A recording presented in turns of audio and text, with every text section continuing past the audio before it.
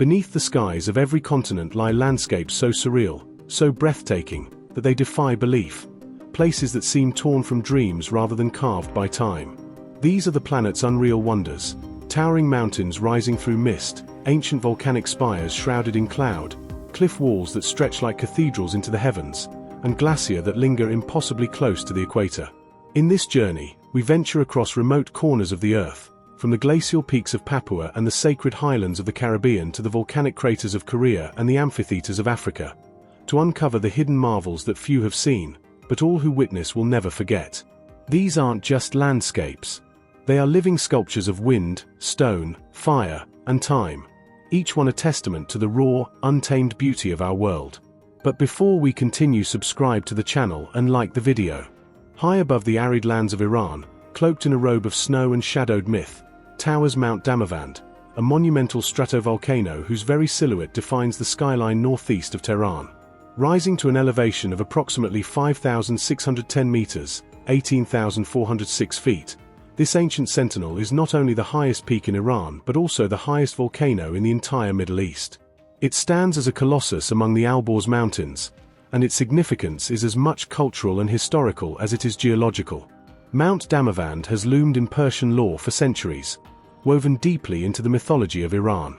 It is frequently referenced in the Shahnameh, the Persian epic by Ferdowsi, where it is depicted as the prison of Zahak, a demonic king, bound by chains within the mountain by the legendary hero Feridun. This symbolism has turned Damavand into a spiritual and national emblem, a quiet titan watching over the land, where stories and history converge with its very rocks and ridges. Geologically, Damavand is a stratovolcano, formed by layers of hardened lava, volcanic ash, and other ejected materials, which last erupted around 7,300 years ago, although it's considered dormant today. Nonetheless, the mountain is still geothermally active, with hot springs dotting its lower flanks and sulfur vents near the summit emitting ghostly plumes, lending the air at high altitudes an acrid tang. These fumaroles are remnants of its fiery past, whispering of the forces that once shaped not only the mountain but the region around it. The ascent of Damavand is as symbolic as it is physical. Climbers are drawn not only by the challenge of altitude and weather but by the chance to touch a place soaked in meaning. The most common climbing route begins at the southern face, often from the town of Pola. The trek weaves through varied ecological zones, from alpine meadows sprinkled with wildflowers in spring to scree-covered slopes and icy patches closer to the summit. At higher elevations, one may encounter the icy dome that forms the crater, filled with snow year-round. Though technically less demanding than the higher peaks of the Himalayas, Damavand's thin air and unpredictable storms make it a serious endeavor for mountaineers. What also makes Damavand visually unique is its isolation. Unlike other great peaks embedded within complex mountain ranges, Damavand stands prominently alone, rising dramatically above its surroundings. This isolation enhances its majesty, making it visible from great distances, including from the Caspian Sea coast on a clear day. The conical elegance of its structure and the symmetry of its flanks give it the classic perfect volcano appearance, a snow-draped pyramid thrusting skyward from a patchwork of foothills. Flora and fauna are abundant, particularly in the lower regions of the mountain. Wild goats, foxes, and a variety of birds inhabit the terrain. In spring, the foothills are alive, with red poppies, symbolizing beauty amid harshness, a fitting metaphor for Damavand itself. The slopes also host a variety of endemic medicinal herbs, many of which have been used for centuries in traditional Iranian medicine. One of the most remarkable natural features associated with Damavand is the Larn National Park, which surrounds it to the south. This protected area is a sanctuary for diverse ecosystems, rivers, and alpine lakes. The park, with Mount Damavand at its heart, offers panoramic views that shift dramatically with the seasons, from summer greens to winter whites, and it remains one of the few regions where one can witness Iran's environmental diversity concentrated in a single landscape. Beyond its ecological and mythical allure, Damavand has also become a cultural pilgrimage site for Iranians and Persian speakers around the world. Every year, climbers and poets alike make their way to its base to pay homage, not just to conquer it, but to connect with something greater than themselves. It is not merely a mountain, it is a monument of identity, a symbol of endurance, and an anchor in the soul of a nation. In winter, the mountain takes on an otherworldly quality, with deep snow obscuring its lower paths and the peak shimmering like a blade under moonlight. Avalanches and icy winds make it inhospitable during the coldest months, yet even then, it exerts a powerful draw. Photographers, mystics, and dreamers find themselves captivated by its silhouette, which appears at once stark and graceful against the canvas of the sky. And in the end, that's what makes Mount Damavand one of the most unreal places on the planet. Not because of glowing lava flows or supernatural phenomena, but because of the profound sense of presence it exudes. To gaze upon Damavand is to feel the weight of time, myth, and magnitude pressing gently upon your shoulders, whispering that the Earth still holds mysteries far older than our maps and far deeper than our stories. Far to the south in the windswept reaches of Chilean Patagonia, where jagged ice fields stretch like shattered glass beneath leaden skies, rises Monte San Valentin, a towering, seldom-seen colossus cloaked in snow and mystery. At 4,058 meters, 13,314 feet, it is the highest mountain in Chilean Patagonia and reigns supreme over the vast, largely unexplored northern Patagonian icefield. Often hidden by a blanket of dense clouds and battered by relentless storms, Monte San Valentin is a place of raw, almost alien beauty, its presence commanding and secretive at once. Unlike the well-traveled peaks of the Alps or Andes to the north, San Valentin is remote in the truest sense of the word. It sits within the Laguna San Rafael National Park, in a world shaped more by ice and water than by human hands. The northern Patagonian icefield, or Campo de Hilo Norte, is the second largest contiguous extrapolar ice mass in the southern hemisphere, and Monte San Valentin emerges from this frozen ocean like a jagged white monolith, its flanks carved by glacier and its summit perpetually swathed in snow. Climbing San Valentin is a feat not of technical difficulty alone, but of endurance, patience, and resilience. Few attempt it, and even fewer succeed, for its weather patterns are notoriously unstable. In fact, even reaching its base requires an expedition through one of the wildest and least accessible areas in South America. Whether approached from the west via the San Rafael Lagoon and its tidewater glacier, or from the east through dense, temperate rainforests and treacherous river crossings, the journey to the mountain feels like an odyssey through a primeval world. The mountain's imposing size is matched by its glacial armor. Ice flows stretch from its summit in all directions, feeding massive glaciers such as the San Quintin and Stefan. These glaciers grind down the mountain's rocky shoulders, shaping fjords and valleys far below, their immense weight reshaping the land over millennia. The very air around the mountain feels different, thick with moisture and the scent of moss, lichen, and distant ice. On clear days, which are few and fleeting, the peak reveals itself in sharp, brilliant detail, a spire of white rising from a wilderness of blue shadows and creaking ice. The climb itself, for those brave and prepared enough to attempt it, is as much an exercise in psychological fortitude as physical skill. Weather windows are unpredictable and narrow. Clear skies may last just hours before hurricane-force winds and white-oak blizzards descend. Avalanches and crevasse fields abound, and even seasoned mountaineers have described the summit attempt as a battle with the elements more than the terrain. Despite the challenges, those who reach the summit are rewarded not only with sweeping, surreal views of Patagonia's icebound wilderness but with a profound sense of solitude and triumph found in very few places on Earth. San Valentin also holds scientific significance. It sits within one of the most critical regions for studying climate change. The ice fields that surround it are rapidly retreating, exposing rock and landscape not seen for thousands of years. Glaciologists and climatologists have undertaken arduous expeditions to study ice cores and monitor glacial movements, making Monte San Valentin not only a symbol of untamed nature but also a silent witness to the planet's changing face. What's perhaps most unreal about this place is how little it is known, even to those familiar with mountain geography. It doesn't appear in Instagram feeds or glossy travel brochures. There are no cable cars, no base lodges, no cozy mountain huts. It is a place untouched by mass tourism, and because of this, it feels like a mountain from another time, something out of the Age of Discovery or the closing pages of a Jack London novel. The silence here is absolute, broken only by the groan of shifting glacier or the scream of wind across the ice. Adding to the mystique is the near constant fog that obscures San Valentin for much of the year. Pilots and climbers alike speak of a ghost mountain, one glimpsed briefly in breaks between storms before it vanishes once more behind a shroud of grey. In winter, its flanks are steeped in even deeper cold, but even in summer, temperatures can plunge well below freezing, and storms may roll in from the Pacific without warning. Yet there are moments, very rare, almost mythical, when the skies open, the air turns crystal clear, and Monte San Valentin stands revealed in all its solemn majesty.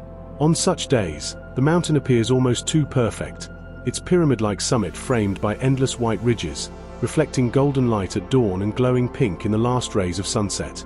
Below, the vastness of the northern Patagonian ice field stretches toward the horizon like a frozen sea, giving the impression that the earth itself has paused here in reverent silence.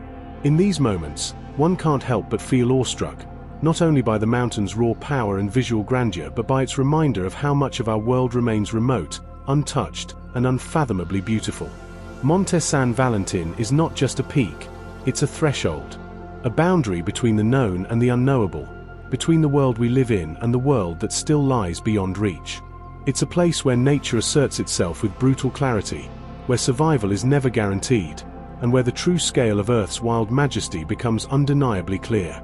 Few will ever walk its slopes or touch its icy crown, but even from a distance, through photographs, expedition logs, or hushed stories told by wind-chapped climbers, it remains one of the most unreal places on the planet. High in the heart of the Cordillera Blanca, Peru's most photogenic and mythic mountain range, Mount Pisco rises like a frozen monument to light and form. Though not among the tallest of the Andes, Pisco, reaching an elevation of approximately 5,752 meters, 18,871 feet, holds a magnetic draw for climbers, photographers, and dreamers from around the world. It is not only a symbol of accessibility and high-altitude mountaineering but also a landscape that seems to defy realism, an ethereal composition of ice-blue ridges, glacial reflections, and sweeping valleys painted with color and silence. Mount Pisco lies within Huascarán National Park, a UNESCO World Heritage Site that protects the stunning biodiversity and geological marvels of the Cordillera Blanca.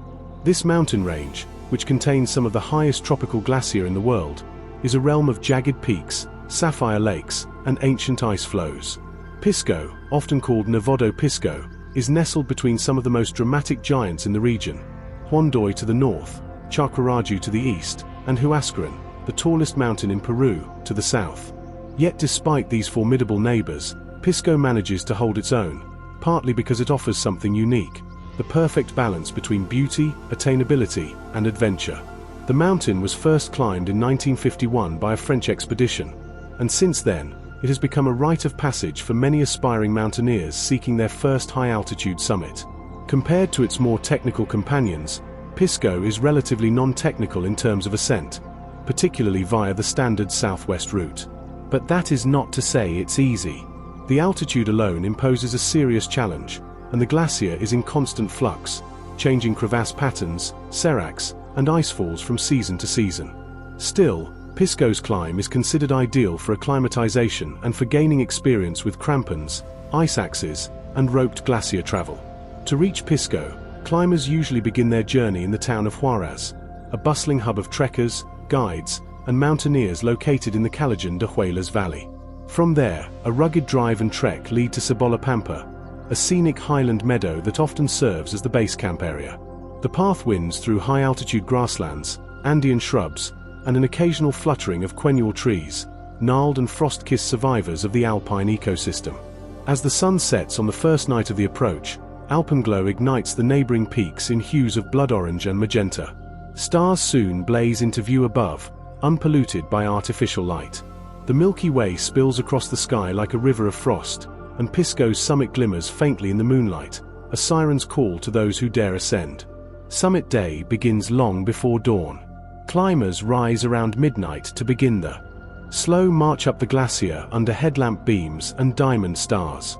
The initial ascent is over rocky moraines and loose scree, a reminder of the glacier's gradual retreat. Eventually, crampons are strapped on, and the true glacier ascent begins. The snowfield is often firm in the early morning hours, with the crunch of ice underfoot and the distant echo of cracking seracs keeping the team alert. Roped up for safety, climbers weave around yawning crevasses that glow an eerie blue in the beam of headlamps. As the horizon begins to pale and the first light spills into the sky, the true magic of Pisco is revealed. From the glacier, there's a 360-degree view that feels not just unreal, but almost impossible in its beauty. Towering ice faces catch fire with the rising sun, casting long shadows over the glacier below. Huon Doi, with its 4 jagged peaks, looms like a cathedral of ice, while the sheer walls of Chakraraju, the famed impossible mountain, rise in silent menace to the east. Below, far beneath the icebound summit, the emerald glimmer of Lake Paran or Lake Langanuko might be visible, their colors so vivid they seem digitally enhanced. The final push to the summit ridge is steep but steady. By mid-morning, successful climbers reach the apex, where they're greeted by a view few places on Earth can rival. The wind may be biting and thin, but the moment is transcendent. The white expanse of the Cordillera Blanca stretches endlessly in every direction, broken only by vertical faces of rock, wisps of cloud, and the occasional condor soaring silently above the peaks. Mount Pisco is more than a climb. It is an immersion in the raw elegance of the Andean highlands. Unlike some of the more remote or technically demanding peaks, Pisco allows a broader range of adventurers to step into this rarefied world of ice and light. It serves as a gateway, a mountain that opens hearts and awakens souls, a peak where people from all over the world come not just to test their limits, but to experience awe. Yet Pisco is not immune to the shifts occurring in high mountain environments across the globe. Like other tropical glaciers, its ice is melting at an alarming rate due to climate change. Seasoned guides note that crevasses are larger and more unpredictable, and the snowpack has thinned considerably over the past decades. As the glacier shrinks, the climb becomes more difficult, and access routes shift constantly. This makes each successful summit not just a personal victory, but a moment of bearing witness to a world rapidly disappearing. Still, for now, Pisco endures, its glacier still flowing, its summit still radiant beneath the morning sun. And it continues to call to those who long for something more than the ordinary, for the clean silence of alpine dawns, for the thrill of the edge, for the peace that comes from standing among giants in a land sculpted by time and sky. Photographers flock to Pisco not just for the summit views, but for the spellbinding compositions found throughout the climb. Ice formations glinting under golden hour light, crevasses glowing aquamarine, and panoramic views that seem to stretch to the ends of the world. These are the elements that make Pisco a visual feast. From the mirror-like reflections of nearby alpine lakes to the cloud-draped valleys far below, every frame feels like a dream. The mountain lends itself to storytelling, not just in images, but in the emotions it stirs and the memories it carves into those who pass across its slopes. The cultural context of Pisco is also rich. To the indigenous Quechua people of the region, the mountains, or Apis, are sacred beings, protectors of the land and the people. Pisco, though smaller than the mighty Huascaran or Alpa Mayo, is still part of this sacred geography. Offerings of coca leaves, water, or food are sometimes made at the base of the mountain or before beginning a climb. It is a gesture of respect, of humility, and of seeking permission from the mountain spirit to tread upon its domain. In the end, what makes Mount Pisco one of the most unreal places on the planet isn't its altitude or even its technical value. It's the way it unites elements of adventure, spirituality, environmental urgency, and sheer visual poetry in one harmonious whole. It is a peak that welcomes and challenges, that reveals and humbles. It is a reminder that sometimes the most powerful experiences are not the most extreme, but those that allow us to witness beauty without filter or distraction. From its snowy flanks to its gleaming summit ridge, from its roaring glacier to its fragile ecosystems, Pisco remains a living testament to the grandeur of the Andes and to the spirit of those who seek wonder in high places. And as long as it stands, glistening beneath the Andean sun, whispering through icy winds, it will continue to call out to the dreamers and the daring, offering them a glimpse into a world that feels like something from another realm. Rising like a great monolith from the middle of the Atlantic Ocean, Mount Pico dominates the horizon of Pico Island in the Azores archipelago with a presence that is as commanding as it is surreal. At 2,351 meters, 7,713 feet, Mount Pico is not only the highest mountain in Portugal but also one of the most iconic volcanic cones in the world. Its perfectly symmetrical silhouette, cloaked in mists and crowned with snow in the winter months, looks like something lifted from the canvas of a dream. An ancient sentinel standing guard over a remote, ocean-ringed realm where earth, air, and sea seem locked in eternal dialogue. The mountain is the namesake and soul of Pico Island, one of the 9 islands that make up the Azores, an autonomous region of Portugal located nearly 1,500 kilometers west of Lisbon. Geologically young, Pico is a stratovolcano born of fire and ash. It last erupted in 1718, an event that sculpted part of the surrounding coastline and left behind a raw, jagged landscape of black lava fields, now overgrown in places with moss and wildflowers. The volcano's relatively recent geological activity lends the entire island a powerful sense of elemental immediacy. You don't just visit Pico, you feel it, in the warmth beneath your feet, in the deep silence of the forests, in the way clouds swirl around the peak as if in worship. Mount Pico is visible from neighboring islands like File and São Jorge, and even from across long ocean channels, its solitary cone towering above the sea like a spire aimed at the heavens. There is something deeply primeval about this site. Surrounded by the lush greenery of Pico Island's vineyards, pastures, and laurel forests, the black volcanic peak appears almost otherworldly, a contradiction of peace and latent power. What makes Mount Pico particularly unique is the contrast it presents. A massive cone of volcanic basalt rising above a landscape that is otherwise soft, green, and pastoral. The lower slopes of the mountain are clad in endemic flora, ferns, mosses, and the ancient laurisilva forest, a relic of the subtropical woodlands that once covered much of southern Europe. These forests are often shrouded in mist, especially at dawn, turning the entire mountainside into a mythical realm where silence reigns, broken only by birdsong and the distant crash of waves against the island's black shores. One of the most fascinating human elements in Pico's story is the volcanic vineyard landscape that spreads across the lower flanks of the mountain. Here, generations of Azorean farmers have cultivated grapevines in the most unlikely of places, fields of solidified lava. Using black basalt stones, they built thousands of small, square plots called carrés to shelter the vines from salty winds and maximize heat absorption. This laborious system, developed over centuries, has transformed a hostile volcanic environment into fertile wine country, producing the famous Pico Verdelho wine, once exported as far as Russian imperial courts. The landscape is now a UNESCO World Heritage Site, not only for its ingenuity but for the intimate way humans have harmonized with the mountain's volcanic personality. Climbing Mount Pico is a physical and spiritual undertaking. Though not requiring technical mountaineering skills, the ascent is steep, rugged, and unrelenting. Most climbers begin their journey from the Casa de Montaña, a small mountain shelter located at 1,200 meters. From there, the trail ascends through volcanic scree and shifting basalt rock, offering little respite but endless views. The path is marked with numbered posts, 47 in total, that guide climbers through fog, wind, and sudden weather changes.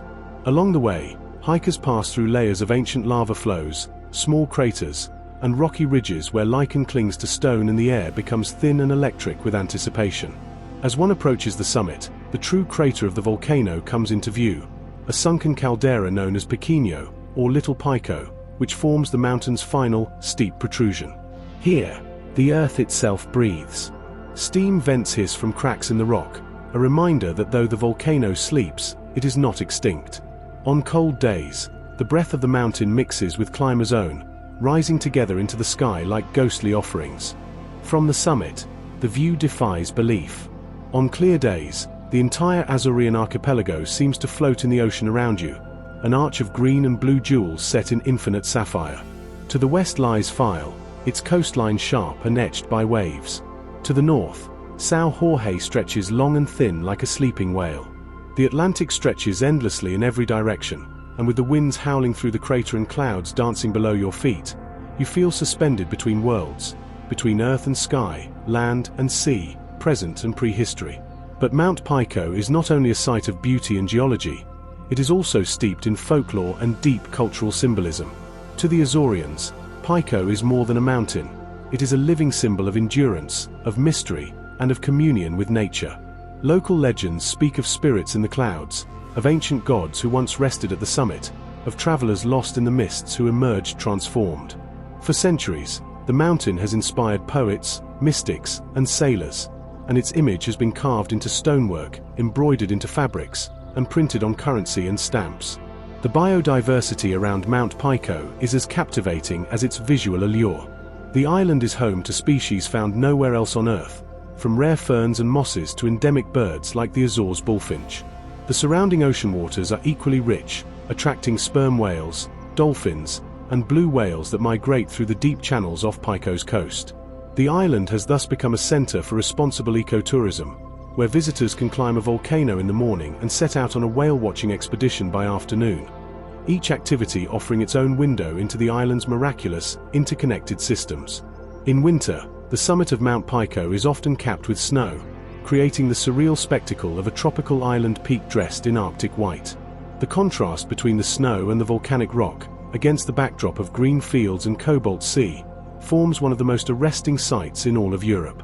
This seasonal transformation adds yet another layer to the mountain's unreal quality, one that seems to defy latitude and expectation. What truly elevates Mount Pico into the realm of the extraordinary, however, is its emotional impact. It stirs something ancient in those who stand upon it or who simply watch it from afar. The mountain embodies permanence in a world of impermanence, calm in a world of motion. It feels untouched, unhurried, deeply rooted in a rhythm that predates us and will outlast us. In a world where so many wild places are tamed, curated, or commercialized, Mount Pico remains gloriously untamed. It is not a theme park attraction or a polished tourist site. It demands effort, patience, and respect. But for those who accept its challenge, whether by foot, by lens, or in spirit, it offers something rare and invaluable: the chance to feel small in the face of something vast, ancient, and beautiful beyond words. Here, on an emerald island in the Atlantic, under the shadow of a breathing volcano, one can glimpse a reality older than civilization, where nature still reigns supreme, and the earth, in all her grandeur, still sings her quiet, volcanic song. In the secluded reaches of the French Alps, far from the bustling ski resorts and postcard villages of the more frequented valleys, rises a mountain that seems carved from the bones of the earth itself, jagged, remote, and formidable. Barre des Écrins, standing at 4,102 meters, 13,458 feet, is the highest peak in the Écrins Massif and the southernmost 4,000er in the Alps. It pierces the sky with icy defiance, a blade of rock and ice rising from one of France's wildest and least commercialized alpine regions. Though it may not command the global recognition of Mont Blanc, to those who have ventured into its shadow, Barre des Écrins is something wholly unique, a place where the Alps return to their most primal, untamed form. Set within the heart of the Écrins National Park, a vast protected area of high mountains, alpine meadows, and glacial valleys, Barre des Écrins anchors one of the most dramatic and secluded landscapes in Europe. Unlike the bustling Chamonix Valley, where Mont Blanc draws crowds year-round, the Écrins region offers solitude and silence. Here, wildlife thrives, glaciers whisper their slow descent, and the rock remains indifferent to the passing of time. The massif itself, composed primarily of crystalline rock such as gneiss and granite, has been sculpted over eons by tectonic uplift and glacial erosion, forming a complex web of towering spires, knife-edge ridges, and deep, glacially carved cirques. Barre des Écrins is not an easy mountain to reach, either physically or psychologically. Its remoteness is part of its mystique. The usual approach begins in the quiet alpine village of Aelfreud, itself accessible only after a long journey through winding mountain roads. From there, climbers begin the demanding trek up to the Refuge des Écrins, a high-altitude mountain hut perched precariously at 3,170 meters, 10,400 feet, above sea level. The trail to the refuge winds through rugged terrain, across scree fields and icy moraines, with the awe-inspiring Glacier Blanc unfurling like a frozen river below the peaks. The hike is long, often snow-covered even in midsummer, and relentlessly steep, but with every step, the scale of the landscape reveals itself in breathtaking dimensions. The Glacier Blanc, a sprawling ice field that stretches for nearly 5 kilometers, dominates the eastern approach to the Barre. It is a living entity, cracking, creaking, and slowly carving its way down the valley. Climbers must navigate this icy realm, roped together as they traverse crevasses that yawn beneath fragile snow bridges. At dawn, the surface of the glacier glows in pastel hues, pinks and blues melting into the icy grey of morning light. The air is crisp, nearly silent save for the faint groan of shifting ice and the clinking of crampons on hard-packed snow. From the Refuge des Écrins, the summit attempt on Barre des Écrins begins long before sunrise. The standard route follows the northern face, ascending the Dôme de Neige des Écrins, a rounded, snowy shoulder that in itself stands over 4,000 meters and is often climbed as a separate objective. From the summit of the dome, the Barre comes into view in all its stark contrast, a sheer wall of dark rock jutting upward from the gleaming snow, split by gullies and edged with ice. It is this final push that turns the climb from a glacier walk into a true alpine ascent. The final approach is both exhilarating and precarious. The route traverses a narrow ridge known as the Rochefoucauld, and climbers must negotiate mixed rock and ice terrain, requiring the use of both crampons and ice axes. The drop-offs on either side are vertiginous, and the exposure is extreme. The wind can howl across the ridge, snatching at hoods and gloves, while the sun beats fiercely down upon the ice. It is here that the true wildness of the bar reveals itself, not in grand gestures, but in the raw intimacy between climber and mountain, in the delicate edge where survival rests on balance, judgment, and calm focus. When the summit is finally reached, the reward is indescribable. To the north and east, the vast chain of the Alps unfurls in serrated waves, peaks like Pelvox, Mayhay, and Morne Viso piercing the sky. To the south, the mountains begin to fall away toward Provence and the Mediterranean, revealing a shimmering gradient of ridges and valleys slowly dissolving into the hazy distance. This moment of clarity, of being suspended between worlds, is what defines the essence of Bar des Écrins. Not just its physical dominance, but its emotional and psychological grip on those who stand upon it. The mountain also holds a significant place in the history of French alpinism. In 1864, it was first summited by Edward Whymper, just a year before his famous conquest of the Matterhorn. At the time, Bar des Écrins was considered the highest mountain in France, as Mont Blanc lay within the contested territory of Savoy. Whymper's ascent opened a new chapter in the exploration of the Southern Alps, and to this day, the Écrins remain a sacred proving ground for climbers seeking purity, solitude, and challenge. But Bar des Écrins is more than a mountaineer's goal. It is a sanctuary of biodiversity. The surrounding parklands are home to an extraordinary array of flora and fauna. Ibex can often be seen scaling impossible cliffs, marmots whistle across the meadows, and golden eagles circle above the crags. In spring and summer, the lower slopes erupt with alpine flowers, edelweiss, gentians, and saxifrages painting the landscape in hues of violet, gold, and crimson. The air is fragrant with pine and glacial melt, and waterfalls thunder down from unseen heights. There is a deep and almost sacred silence here, broken only by the natural sounds of wind, water, and the occasional distant rumble of a rockfall. Unlike many parts of the Alps that have succumbed to ski lifts, luxury chalets, and seasonal crowds, the Écrins remain refreshingly wild and protected. Mountaineering and trekking here are done on nature's terms, without convenience or compromise. The difficulty of access, the severity of the weather, and the challenging terrain act as natural filters, ensuring that those who make it this far come with a deep respect for the mountain. Winter paints Bar des Écrins in stark monochrome. The snow deepens, the glacier hardens, and the winds carve intricate patterns into the snow fields. Only the most experienced ski mountaineers venture here in the cold months, and even then, the risks are extreme. Avalanches, whiteouts, and sub-zero temperatures make this one of the most formidable environments in the French Alps. But for those few who venture forth, the reward is a kind of silence and solitude that borders on the sacred. Even in the age of satellite imagery and map routes, Bar des Écrins retains a certain mystique. Perhaps it's the remoteness, or the absence of infrastructure, or the fact that weather forecasts often mean little in a place ruled more by instinct than precision. But more than that, it's the mountain's aura, its refusal to be tamed or easily categorized, that makes it one of the most unreal places on Earth. It's a place where raw geology meets ephemeral beauty, where the bones of the Earth rise through snow to meet the sky, and where each footstep is a dialogue with deep time. To stand in the presence of Bar des Écrins is to confront nature in one of its purest forms. There are no cables, no crowds, no curated views. Only rock, ice, wind, and the endless sky.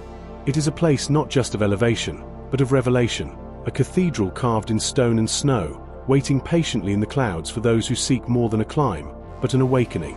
In the heart of New Zealand's North Island, where vast alpine deserts melt into lush forests and the land breathes with myth and mist, towers Mount Ruapehu, an awe-inspiring volcano both ancient and alive. At 2,797 meters, 9,177 feet, Ruapehu is the highest point on the North Island, and its powerful presence dominates the skyline of the central plateau. Snow-covered and still volcanically active, this stratovolcano is a place where elemental forces converge, where fire slumbers beneath ice, and where legends and landscapes are inseparable. Ruapehu is not only one of New Zealand's most iconic natural landmarks, it is also one of the most geologically significant and visually surreal. As part of the Torp Volcanic Zone, a region known for its intense geothermal activity, Ruapehu has erupted numerous times in recorded history, with the most significant events occurring in the 20th and 21st centuries. Yet despite its restlessness, the mountain remains a magnet for life, culture, and awe. Its snow-draped summit, etched with jagged ridges and deep valleys carved by glacier, hosts one of the world's most fascinating features, a crater lake perched on the very mouth of an active volcano. The lake, known as Tuwai with Macronmo, is otherworldly. Nestled within Ruapehu's summit crater, it shifts in color from turquoise to slate gray depending on volcanic activity, temperature, and the mineral content of its waters. Steam frequently rises from its surface, creating an eerie, spectral scene that feels closer to a science fiction epic than a terrestrial mountain. This lake is not still. It simmers, it pulses, and on occasion, it erupts, sending ash and mud cascading down the mountain in lahars that carve dramatic scars into the landscape. Despite this volatility, Tuwai with Macronmo holds deep spiritual and scientific importance. To the Maori people, Ruapehu is not merely a geological feature, it is a living ancestor. According to traditional Maori belief, the mountain is part of a great family of volcanoes. Ruapehu is the elder sibling of Tongariro and the estranged lover of Taranaki, and their dramatic relationships are encoded into the landscape. These stories are not quaint mythology but sacred knowledge, passed down through generations as part of the iwi's relationship with the land. Climbing or crossing Ruapehu, especially its summit and sacred lake, is done with reverence, and some routes are restricted to protect both cultural values and ecological balance. Scientifically, Ruapehu is one of the most closely monitored volcanoes in the southern hemisphere. The mountain has erupted more than 60 times in the last century alone, with significant events in 1945, 1995, 1996, and as recently as 2007. These eruptions have included explosive activity, ash plumes, and dangerous lahars, particularly when the crater lake breaches during or after seismic events. The 1953 Tangiwai disaster, in which a lahar caused by a collapsed crater wall destroyed a railway bridge and claimed 151 lives, remains one of the worst rail disasters in New Zealand's history. Since then, lahar warning systems and constant monitoring have helped mitigate risks, but the mountain remains unpredictable, an active participant in shaping the land around it. Despite its dangers, Ruapehu is a hub of adventure, drawing climbers, hikers, skiers, and filmmakers alike. The mountain is home to two of New Zealand's largest ski fields, Wakapapa and Troa, offering unique terrain where snow sports unfold against a backdrop of steaming vents and jagged lava flows. During the winter months, Ruapehu becomes a frozen kingdom, cloaked in deep powder and hemmed in by volcanic rock. Yet even as skiers carve down its flanks, they do so under the watchful eye of a peak that can change character in an instant. In the summer, the snows retreat, revealing surreal alpine terrain scarred and shaped by millennia of eruptions and ice. Trails like the Skyline Ridge route lead adventurous climbers toward the crater, where the panorama from the summit defies belief. On a clear day, one can see all the way to Mount Taranaki in the west, Tongariro and Ngauruhoe to the northeast, and Lake Torp shimmering in the distance. The air up here is thin and biting, the sun piercing, the silence immense. The jagged spires and rust-colored craters give the impression of another planet, Mars dressed in snow. And of course, for fans of cinematic fantasy, Ruapehu is sacred ground. It served as the filming location for the fictional realm of Mordor in Peter Jackson's The Lord of the Rings trilogy. The dark, desolate slopes of Ruapehu, particularly its neighbor Mount Ngauruhoe, which doubled as Mount Doom, provided the perfect setting for Tolkien's most foreboding landscapes. Standing on its blackened ridges, one can almost see Frodo and Sam struggling through volcanic ash, the Eye of Sauron pulsing in the storm-laden sky. But even apart from its film legacy, Ruapehu feels mythical, a place that seems born from epic tales. Ecologically, Ruapehu's lower flanks are lush with unique biodiversity. Subalpine shrublands give way to alpine tussock fields and herb meadows, where hardy plants thrive in nutrient-poor volcanic soils. Rare mosses and lichens cling to lava flows, while native birds such as the New Zealand falcon, Creria, and the North Island robin, Tutuwai, call the forests and scrublands home. In the surrounding Tongariro National Park, New Zealand's first national park and a UNESCO World Heritage Site, the ecosystems transition dramatically with elevation, offering a living laboratory of evolution and adaptation. The sense of time here is different. Ruapepu's ice and rock tell stories that stretch across thousands of years. Every ridge, valley, and lava field holds the memory of eruptions past, each layer a page in a geological chronicle of fire and ice. Yet, life persists. Forests regenerate. Birds return. People walk its trails, ski its slopes, study its fumaroles, and gaze into its trembling lake. It is a place of cycles, of destruction and renewal, where the earth reminds us of its power not through sudden violence alone, but through enduring presence. And perhaps most surreal of all is how accessible such a place is. Despite its wildness, Ruapepu can be reached from urban centers like Torp or Wanganui in just a few hours. Roads wind through the rolling plains of the Central Plateau, climbing gradually until the volcano looms before you, its peak often cloaked in cloud, its summit hidden until the last moment. Even viewed from afar, it commands the landscape like a god, an ancient being wrapped in snow and steam, whispering to those who dare approach. What makes Mount Ruapepu one of the most unreal places on Earth isn't just its geography, or its eruption history, or its film fame. It is the way it holds all these truths at once, sacred and scientific, serene and violent, beautiful and dangerous. It's the way it rises above the world and yet connects so deeply to it. It is a volcano, a weathermaker, a spiritual beacon, a playground, a battlefield of elements, and a library of Earth's hidden forces, all contained within one towering, breathing mountain. To stand in its presence is to witness Earth not as a passive backdrop to human life, but as a living, shaping force. Mount Ruapepu humbles the senses, stirs the imagination, and ignites a respect for the landscapes that have shaped cultures, defined nations, and continue to challenge our understanding of the world. Far from the mainland of South Korea, rising from the very heart of Jeju Island like a sleeping colossus draped in forest and fog, stands Mount Halla, known locally as Hallasan. At 1,947 meters, 6,388 feet, it is South Korea's highest peak, a dormant volcano that commands not just the land but the soul of Jeju itself. Hallasan is more than just a mountain. It is a sacred, myth-soaked presence, the guardian of an island formed in fire and now blossoming in unparalleled biodiversity. With its sweeping views, unique geology, and a crater lake that seems to mirror the sky, Hallasan is a place where myth, nature, and silence intertwine, one of the most unreal and spiritually resonant places in East Asia.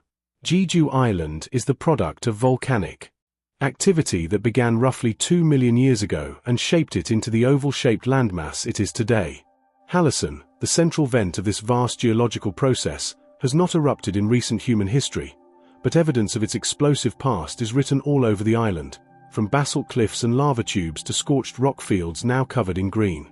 Despite being classified as a dormant volcano, the mountain's presence feels anything but inactive. It pulses in the shape of the land, in the rivers that flow from its flanks, in the mist that clings to its ridges, and in the myths told by islanders about gods and spirits that dwell in its heights. One of the most distinctive features of Hallasan is its summit crater lake, Bieng Nokdam, meaning White Deer Lake. Nestled in the heart of the caldera, Bieng Nokdam sits like a jewel in the crown of the mountain. According to legend, this is where gods descended to play and where white deer, symbols of longevity and purity, were seen leaping between clouds. The crater itself spans about 400 meters in diameter and is surrounded by dramatic cliffs and layers of hardened lava. During colder months, the lake often freezes, transforming into a mirror of pale ice cradled in volcanic stone. In spring and summer, the waters reflect the shifting sky, clouds rolling across its surface like silent ships. But Hallasan's grandeur is not defined solely by its summit. The entire mountain is a living sanctuary of ecological diversity, recognized as a UNESCO Biosphere Reserve and part of Hallasan National Park.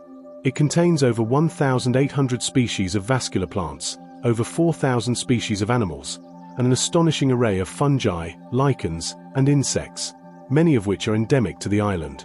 This biodiversity is a direct result of the mountain's steep elevation gradient and the variety of microclimates it creates. As one climbs from the warm coastal plains to the alpine summit, the environment transforms completely, passing through subtropical forests, temperate deciduous woods, coniferous zones, and finally into windswept tundra-like terrain. Halleson offers several well-maintained trails that draw thousands of visitors year-round, yet even in its popularity, it retains a deep stillness. The Siang Panak and Guaniamsa trails are the two primary routes to the summit, each offering vastly different experiences. Siang Panak is longer but gentler, winding through birch forests and past volcanic rock formations. Guaniamsa is steeper, more rugged, and considered the most scenic, taking hikers along ravines, waterfalls, and ancient lava flows where moss grows thick and the mist swirls like breath from the earth itself.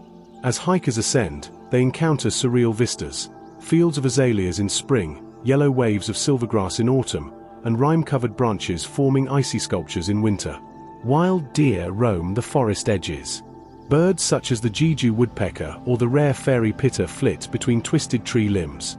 There is a rhythm to the mountain that transcends seasons, a quiet dignity that speaks of age and memory. Even at the height of tourist activity, there are moments when the mountain seems to whisper, calling back to an older, slower world. The spiritual dimension of Halleson cannot be overstated.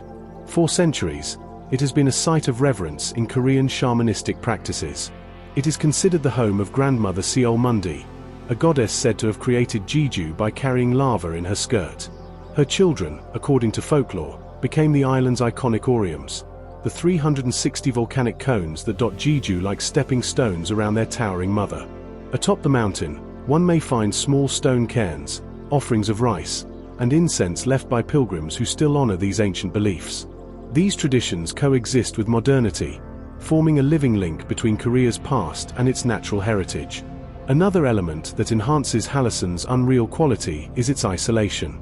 Unlike many famous peaks that form part of larger mountain chains, Halleson stands alone.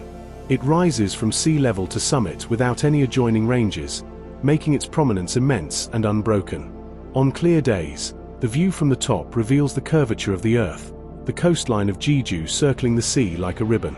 It is a rare place where you can look down and see the entire island from a single vantage point. Farmlands quilted in green, the blue of the Pacific stretching endlessly beyond, and the clustered Oriums trailing out from the central peak like the petals of a flower. In winter, the transformation is staggering. Snow cloaks the mountain in soft white, erasing detail and revealing form. The crater becomes a frozen bowl, the paths etched by countless footprints into icy steps. Trees are coated in hoarfrost, their branches glittering like crystal in the morning light. It's during this time that Halleson most closely resembles the mythical realm often ascribed to it. Silence dominates. The only sounds are the crunch of snow underfoot and the occasional caw of a crow echoing from the forested ravines. In those quiet moments, it's easy to believe that you've stepped into a realm not quite of this world. Yet despite all its grandeur, Halleson is accessible. Unlike many tall or remote peaks, it invites not only the daring but also the everyday traveler, the curious, the reverent. Its trails are open year-round, its beauty changing with each season, its mystery remaining constant.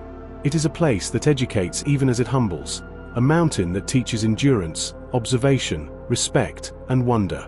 The role Halleson plays in Jeju's environmental identity is equally profound. The mountain regulates the island's climate, serves as a watershed for its rivers and aquifers, and provides habitat for species both common and rare. It's a living, breathing system that sustains the ecosystem of the island, and thus the people who have lived in harmony with it for generations. Jeju's environmental policies are closely tied to the preservation of Halleson, and efforts to protect its trails, forests, and wildlife are ongoing. Ultimately, what makes Halleson one of the most unreal places on Earth is the seamless harmony of opposites it embodies. A volcano that sleeps yet is never silent, a mountain of raw power softened by flowers and fog, a sacred place in a modern nation, a wild peak that welcomes all. It exists not just in the physical realm but in the collective memory of the island and its people, in the soil, in the wind, in the whispers of folklore that still drift through its trees. To stand atop Halleson is not merely to reach a summit, it is to step into a dream shaped by nature, time, and human reverence. It is to see the world from the eye of a god, and to feel, for a brief and unforgettable moment, part of something vast, ancient, and utterly sublime. In the far reaches of Central Asia, where rugged peaks pierce the sky and alpine valleys shimmer with jewel-toned lakes, lies a realm so little known and so spectacular that it seems torn from the Pages of legend. This is the Fan Mountains, an ancient and deeply mystical range hidden within the towering heart of Tajikistan. Among these peaks stands Fan Mountain, one of the central spires of the region, soaring into the sky with craggy defiance and surrounded by a kaleidoscope of natural marvels. Remote, raw, and breathtakingly unreal, Fan Mountain and its surrounding wilderness are among Earth's most enchanting alpine secrets, untouched by mass tourism and steeped in natural grandeur. The Fan Mountains, sometimes written as the Fon Mountains, are part of the larger Zarafshan Range, a sub-range of the Western Pampas, and they rise abruptly between the Samarkand and Dusham corridors. Their geology is both dramatic and ancient. Carved from granite and metamorphic rock, they have been shaped over eons by glacier, tectonic uplift, and erosion, resulting in sharp ridgelines, steep-sided valleys, and towering pyramidal peaks. Fan Mountain itself, also known in some local references as Chimtaga Peak, the highest in the range at 5,489 meters, 18,008 feet, towers above the surrounding landscape like a stone sentinel. But this is not a mountain defined by altitude alone. It is one woven into a tapestry of aquamarine lakes, wildflower-dotted meadows, and silence that stretches to the horizon. Accessing the Fan Mountains is not easy, which only adds to their allure. Most journeys begin in the capital, Dusham, followed by hours of travel over rough mountain roads that wind through steep gorges and sunburnt plateaus. Eventually, one reaches the Haft Kull, or Seven Lakes, a string of surreal, terraced bodies of water set in a high valley near the village of Marguza. These lakes, each with distinct colorations ranging from sapphire to emerald to opalescent turquoise, are some of the most photogenic in all of Central Asia. Their crystalline beauty is both haunting and hypnotic, reflecting the peaks above like mirrors of another world. It is from these lakes and others nearby that treks to Fan Mountain and its glacial cirques often begin. The trail toward the high Fan Range quickly ascends into a world that feels entirely separate from the surrounding deserts and valleys. The transition is sudden and startling. One moment you're among windswept stone villages with flat-roofed homes built from sun-baked clay, and the next you're in alpine forests of juniper and birch, hearing the rush of snowmelt in narrow ravines and the wind whistling through peaks that reach for the clouds. The air becomes cooler, sharper, purer. You feel it in your lungs and in your bones. The higher you go, the more surreal the scenery becomes. Fan Mountain is not just a singular summit but part of a broader cathedral of stone. It is surrounded by a constellation of dramatic neighbors, peaks like Bodkona, Maria, and Energia, each standing above 5,000 meters, each with its own character and tone. These peaks are divided by vertiginous passes and deep valleys, many of which are still home to glacier, their cracked, gleaming surfaces feeding waterfalls that plunge hundreds of meters in glittering ribbons. Wild mountain goats scale the cliffs, and golden eagles trace the thermals overhead, their wings casting slow-moving shadows over the scree fields below. Perhaps most surreal are the alpine lakes that punctuate the valleys near Fan Mountain. Iskandakul, named after Alexander the Great, Iskandar in Persian, is the most famous of these, an impossibly blue, triangular lake framed by sheer cliffs. Legend says that Alexander himself passed through this region, and some believe Iskandakul holds secrets beneath its icy surface, including treasures lost to time. The lake's color shifts throughout the day, from cerulean at sunrise to deep indigo in the evening, its shores lined with white stones and windswept trees. Nearby, a roaring waterfall known as the Fan Niagara pours from the rock face with deafening intensity, fed by glacial streams cascading from Fan Mountain itself. In spring and summer, the high valleys around Fan Mountain erupt in a profusion of color. Wildflowers paint the meadows in strokes of purple, yellow, and red, while rare alpine herbs and mosses cling to cracks in the rock. Marmots peek from their burrows, and dragonflies hover over meltwater streams. The air is filled with the scent of pine and ozone, carried by winds that seem to blow in from another age. Here, in this forgotten fold of the earth, time seems to hold its breath. The cultural context of the Fan Mountains is equally compelling. The region is home to the Yarnobi people, descendants of the ancient Sogdians, who once ruled much of Central Asia and traded along the Silk Road. Their language, traditions, and way of life are deeply tied to the mountains and the land, and remnants of Sogdian fortresses and shrines can still be found tucked into remote canyons and high plateaus. There is a sense here of deep continuity, that these peaks have been revered and feared for thousands of years, and that every stone holds the echo of footsteps long vanished.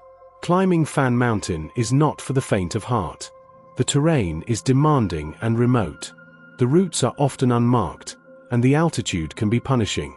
Glacier guard the upper reaches, and the weather can shift from blue skies to snow squalls in a matter of hours. Yet, for those who make the journey, whether to climb the summit, camp by a glacial lake, or simply to stand in the presence of this elemental beauty, the reward is immeasurable. Fan Mountain, like the Fan Range as a whole, remains relatively unknown outside of serious mountaineering and trekking circles, which only deepens its mystique. It's one of those rare places left on Earth that still feels untouched by the modern world. There are no ski lifts, no overpriced lodges, no cell phone towers. Just rock, sky, water, and wind. It is a wilderness that reminds you how small you are, and how grand the world still can be. In the golden light of dusk, when the sun sinks behind Fan Mountain's spiked silhouette and shadows stretch across the valley, the entire range seems to glow with a deep, otherworldly hue. The lakes reflect the sky's fading light like open eyes. The silence becomes complete. And in that silence, you may feel what so many have felt here before, that you are not standing on the earth, but inside a memory the earth holds, a place where time flows differently and beauty takes no account of witnesses. To witness Fan Mountain is to step into a dream of stone and sky, a sanctuary of silence that calls only to those who listen. It is one of the last frontiers of unfiltered wilderness, and for those who find their way to its slopes, it offers not only escape from the ordinary, but entrance into something far more rare, untouched, unfathomable wonder. In the remote reaches of western Nepal, far from the heavily trekked trails of Annapurna and Everest, shrouded in clouds and mystery, rises a mountain few outside the world of mountaineering have ever heard of, but none who have seen it can forget. This is Mount Saipal, a solitary and exquisite Himalayan giant standing at 7,031 meters, 23,068 feet, its icy pyramidal form soaring above emerald valleys and river basins like a crown carved from ice. Isolated, rarely visited, and profoundly majestic, Mount Saipal is not just another Himalayan peak, it is a hidden wonder, an unreal place where myth and geology converge in quiet, snow-draped splendor. Unlike the famous peaks of eastern Nepal, Saipal lies in Sudurpashchim province, near the borders of Tibet and India, in a region historically isolated by geography and neglected in global travel narratives. The terrain here is rugged, folded by countless ridges and deep valleys carved by glacial melt and time. Saipal itself belongs to the Trans-Himalayan range, distinct from the central Himalayan spine, and stands as the highest point in this part of the country. It is the crown jewel of the Saipal Himal, a range that includes other prominent but obscure peaks such as API and Nampa, but none possess the singular beauty and mystique of Saipal. Approaching Saipal is an expedition in itself. There are no roads leading to the mountain's base that resemble the ones winding through the Khumbu or Manang. Instead, one must journey through a maze of untouched forests, cross suspension bridges over roaring mountain rivers, and pass through isolated hill villages, where local communities still live in harmony with ancient rhythms. The region remains ethnically and culturally rich, inhabited by groups like the Koz, Bayansi, and Rauts, whose languages, customs, and rituals remain deeply rooted in the highland landscapes. There is little infrastructure, almost no tourism, and few marked trails, only the call of the mountain, echoing faintly from the frozen heights. The mountain itself is utterly breathtaking. Saipal's silhouette is sharply pyramidal, with ridges that descend like frozen buttresses into the glacial valleys below. Its flanks are heavily glaciated, cascading into crevasse-riddled tongues of ancient ice. These glacier feed the Great Karnali River system, one of the longest and wildest rivers in Nepal, which eventually winds through dense jungles and the flatlands of the Terai. The visual contrast between Saipal's blinding white summit and the verdant, rain-fed valleys that unfurl beneath it is startling. It feels as if the mountain does not merely rise from the land, but rather transcends it. What adds to Saipal's unreal nature is its relative obscurity. Despite being a 7,000er, taller than many famous peaks like the Matterhorn or Mount Kinabalu, Saipal sees almost no climbing traffic. Only a handful of expeditions have successfully summited it since it was first climbed in 1960 by a team of Nepalese and Japanese mountaineers. The reasons are many: difficult access, bureaucratic obstacles, lack of logistical support, and its remote location all contribute to keeping Saipal an untouched treasure. But it is this very remoteness that preserves its magic. There are no crowds here, no base camps bustling with trekkers, No helicopter flyovers or luxury tea houses, only a few weather-battered tents, prayer flags fluttering in solitude, and the deep silence of the high Himalaya. The surrounding landscapes are among the most dramatic and least understood in Nepal. Towering pine and fir forests give way to alpine meadows, where wild herbs grow in abundance and herds of yaks graze peacefully beneath the gaze of the mountain. In spring, these meadows erupt in color: rhododendrons, primulas, and edelweiss bloom in carpets, painting the slopes in soft pinks and purples. It's a stunning contradiction: the brutal, icy austerity of Saipal above, and the vibrant, fecund life below. Wildlife is equally diverse: snow leopards, Himalayan tahr, blue sheep, and Damphie pheasants, Nepal's national bird, all make their home here, eluding even the most patient observers. From certain vantage points, particularly near the village of Darchula or deep in the Kanda Valley, Saipal appears almost supernatural. In the golden light of dawn, the mountain glows a fiery orange, its ridges and couloirs outlined in shadow like something sculpted from flame and ice. In the evening, the western face often catches the last rays of sunlight, igniting the summit with a ghostly alpenglow as the rest of the range slips into darkness.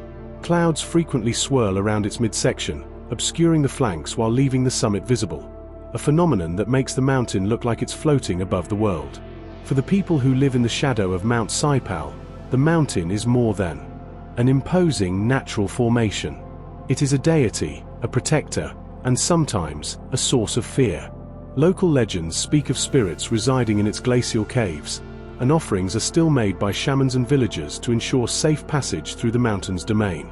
Saipal is said to be guarded by snow goddesses, and even today, elders recount tales of travelers who wandered too close to the summit and were swallowed by sudden storms conjured by displeased spirits. These stories aren't treated as fiction, but as oral history, just another thread in the vast, sacred tapestry of the mountain. Mount Saipal is also uniquely important in terms of hydrology and climate. As one of the primary sources of glacial runoff in western Nepal, it plays a vital role in feeding the Seti and Karnali rivers, upon which millions depend for agriculture and daily life. The glacier that descend from Saipal are vast and ancient, but like all glacier in the Himalaya, they are retreating due to climate change. These icy rivers, formed over centuries, are beginning to thin and recede, posing grave questions about the future of water security in the region. For now, they still roar with meltwater, surging down gorges and valleys with untamed energy. But the balance is delicate, and the mountain watches silently as the world around it warms. To travel to Saipal is to step into a time capsule, a version of the Himalayas as they existed before trekking routes became commercial arteries and peaks were wrapped in tents and media. It is the Himalaya of whispered prayers and clouded summits, of true wilderness and discovery. It is not a journey for the casual traveler, nor for those seeking convenience or comfort, but for those who dare to go, who trek deep into the silence and face the rawness of Earth's highest places. Saipal offers something more valuable than any summit photo or travel brochure: the feeling of standing in a place few ever will, in the presence of a mountain that does not seek to impress but simply is, pure, vast, ancient. Mount Saipal does not announce itself. It doesn't feature in glossy tourism campaigns or on global climbing circuits. It remains in quiet dignity, draped in ice, brushed by cloud, unreal in the truest sense, a place that seems to have emerged from some higher imagination, untouched by the noise of modern life. It is a reminder that even in an age where everything is mapped and photographed, there are still sacred, hidden places left in the world. And they are waiting. In the fertile heart of Java, Indonesia, where terraced rice paddies glow emerald under the sun and tropical forests pulse with heat and life, rises a towering giant that seems to defy gravity with its perfect symmetry and volcanic stature, Mount Sumbing. At 3,371 meters, 11,060 feet, this stratovolcano is one of Java's tallest peaks, standing across from its sibling, Mount Sindoro, like twin sentinels overlooking a timeless landscape. But it is Sumbing that draws the eye with its imposing conical form, rising dramatically from the verdant plains as though the very earth has reached upward to touch the clouds. It is a volcano cloaked in mystery and mist, sacred in spirit and surreal in presence, an unreal place where fire sleeps beneath the jungle, and ancient rituals still echo among the stones. Mount Sumbing is located in central Java, near the towns of Temanggung, Magelang, and Wonosobo, and forms part of the Pacific Ring of Fire, the volatile belt of tectonic activity that has shaped much of Indonesia's topography.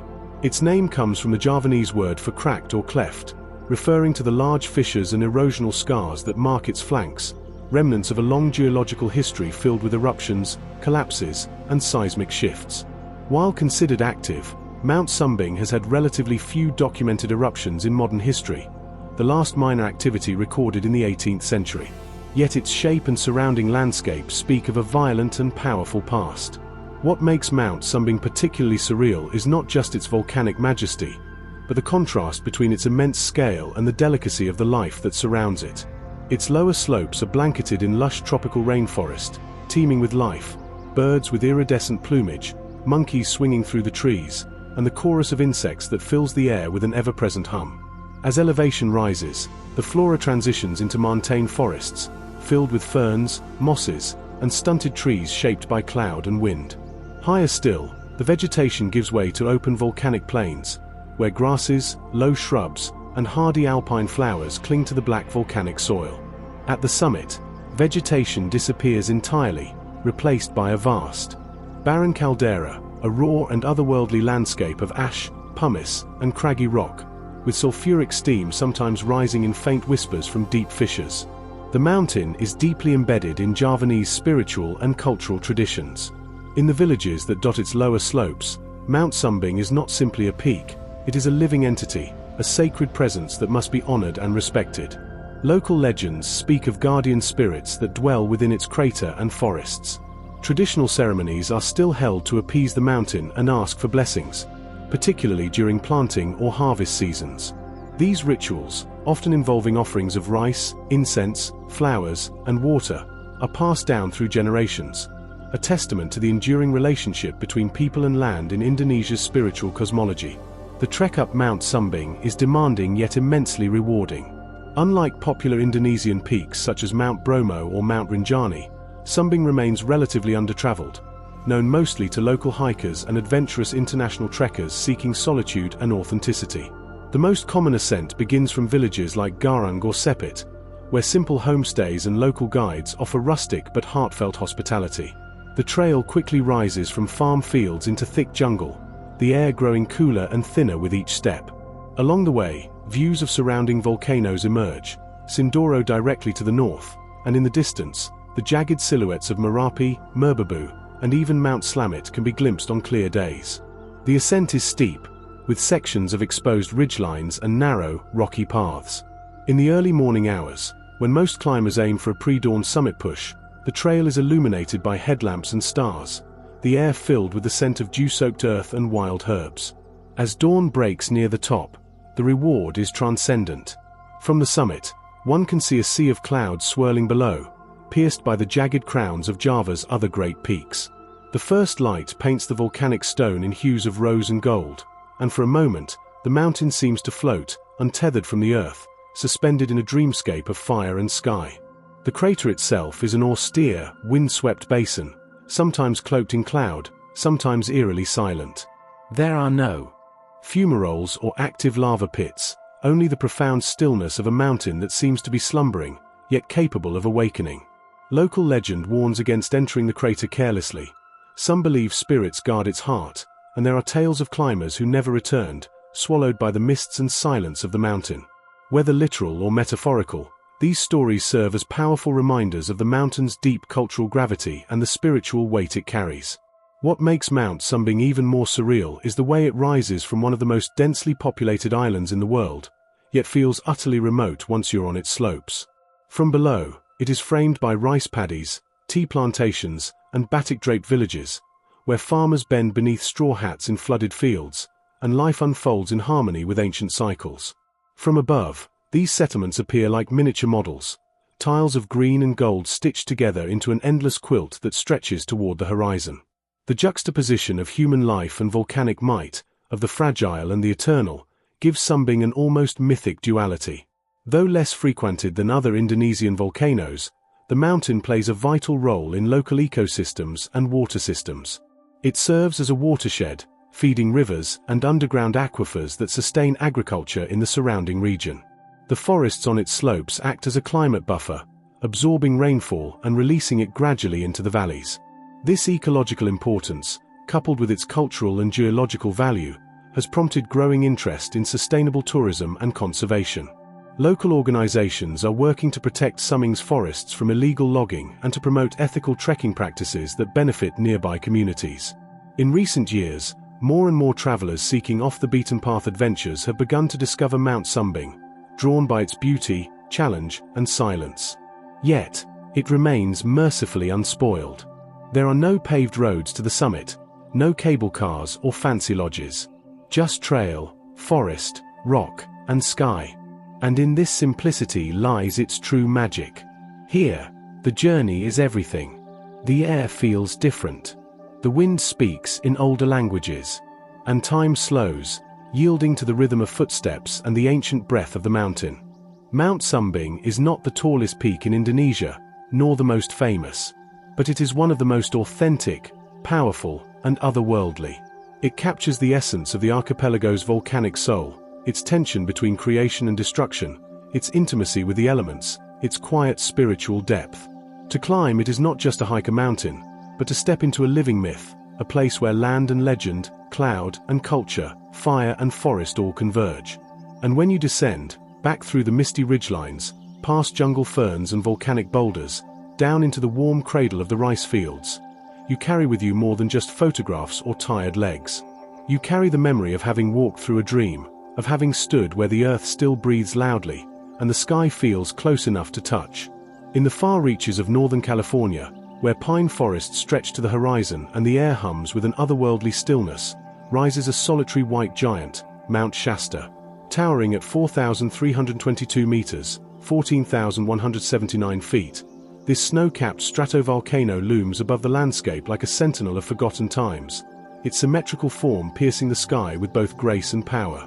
It's not merely a mountain, it's a presence, one that has inspired awe, reverence, fear, and myth for thousands of years. To gaze upon Mount Shasta is to feel the earth speaking in a different voice, timeless, mysterious, and utterly unreal. Mount Shasta is part of the Cascade Range, a chain of volcanic peaks that extends from Northern California through Oregon and Washington into British Columbia. It is the second highest peak in the range, after Mount Rainier, and dominates the surrounding landscape unlike almost any other mountain in North America. Shasta rises over 10,000 feet above the surrounding terrain, unconnected to any other major peak, a feature known as topographic prominence that gives it an isolated, sovereign presence. Its massive flanks are visible from over 100 miles away, often shrouded in lenticular clouds that swirl in strange, saucer-shaped formations, adding to its legend. Geologically, Shasta is a composite volcano made up of overlapping cones and craters, the product of repeated eruptions over hundreds of thousands of years. Its structure includes several subsidiary peaks and ridgelines, including Shostina, a satellite cone that rises to nearly 12,300 feet and is itself taller than many full-fledged mountains. Though dormant now, Shasta has erupted frequently in its geological past, with the most recent confirmed eruption occurring around 1786. The mountain still vents occasional steam and gas, and geologists regard it as potentially active, meaning future eruptions, though unpredictable, are entirely possible. Yet Mount Shasta's grandeur extends far beyond its physical form. It occupies a unique space in the human imagination, revered not just for its height or volcanic power but for the mysticism and mythology that surrounds it. Indigenous tribes such as the Wintu, Shasta, Modoc, and Karak have long considered the mountain sacred. In their cosmologies, it is a place of creation, a dwelling place of gods, spirits, and ancestral beings. The Wintu believe that the Great Spirit created the mountain as a stairway from the heavens, descending to form rivers and life across the land. Pilgrimages to the mountain for vision quests and spiritual ceremonies are still part of living tradition. In the 20th and 21st centuries, Mount Shasta evolved into a global center for mysticism, spiritualism, and New Age belief, attracting seekers, gurus, and writers from around the world. Some say it emits powerful energy, others claim it is one of the Earth's sacred chakras. The mountain has become ground zero for legends involving Lemuria, a mythical lost continent said to predate Atlantis. According to these beliefs, the descendants of Lemuria fled to Mount Shasta and built vast underground cities within the mountain, most famously the Crystal City of Telos, ruled by advanced, immortal beings who occasionally emerge in shimmering robes to guide humanity's spiritual evolution. Skeptics may scoff, but believers flock to Shasta year after year, drawn by something intangible, something that transcends rationality. The town of Mount Shasta at the mountain's base has become a haven for spiritual tourism, dotted with crystal shops, metaphysical bookstores, chakra alignment clinics, and meditation centers. You can walk down Main Street and find guided vortex tours, UFO watch parties, and workshops on communicating with inner Earth civilizations. Whether one subscribes to these beliefs or not, their prevalence adds to the mountain's surreal, magnetic presence. Shasta is not just a mountain to climb, it is a threshold to the unknown. Climatically and ecologically, Mount Shasta is a land of contrast. Its lower slopes are covered in dense coniferous forests, ponderosa pine, Douglas fir, and incense cedar, interspersed with alpine meadows that burst into wildflower color in spring and summer. Wildlife includes black bears, mule deer, mountain lions, and golden eagles, while higher up, the air thins and the vegetation gives way to glacial remnants and volcanic scree. Several glaciers cling to the upper flanks, including the Whitney Glacier, one of the largest in California. These icy rivers sparkle in the sunlight, creaking and groaning with the memory of ice ages past. Climbing Mount Shasta is an undertaking both physical and spiritual. The standard avalanche gulch route is non-technical under ideal summer conditions, making the mountain accessible to experienced hikers, but it demands endurance, preparation, and respect. Rapid altitude gain, loose rock, unpredictable weather, and steep snowfields pose challenges even to seasoned mountaineers. At sunrise, climbers are often rewarded with a sublime view, the shadow of the mountain stretching westward across the Pacific landscape, a perfect triangle that seems to bisect the sky itself. For many, the climb is more than a test of strength, it's a pilgrimage, a moment of quiet revelation at the edge of the heavens. Other routes, such as the Casaval Ridge or the Hot Lambolam route, offer more technical climbing over mixed snow and ice, ideal for winter ascents and mountaineers seeking solitude and challenge. There are also legends among climbers of strange lights seen near the summit at night, and some have reported hearing whisper-like sounds on the wind, testimonies that fuel the spiritual reputation of the peak. Whether these are tricks of altitude, atmosphere, or something more, remains a matter of personal belief. Culturally, Mount Shasta bridges disparate worlds. It is a sacred site to Native American tribes, a geological wonder to scientists, a training ground to climbers, a pilgrimage to mystics, and a muse to artists and poets. In literature, it has been featured in works ranging from John Muir's transcendental journals to science fiction tales of hidden civilizations. It has inspired music, art, sculpture, and modern myth, standing not merely as a location, but as a symbol of hidden truth, spiritual pursuit, and the unknown. From a distance, especially from the south on Interstate 5, Mount Shasta appears suddenly, almost shockingly, a white monolith rising from rolling forest.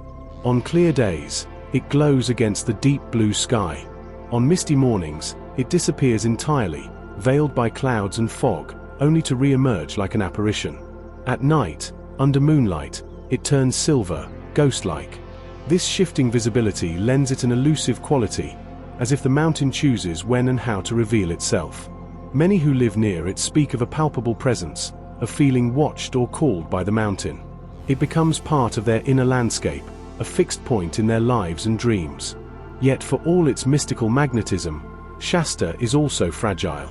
Climate change threatens its glacier, development pressures its ecosystems, and tourism, if not responsibly managed, can leave scars on its sacred slopes.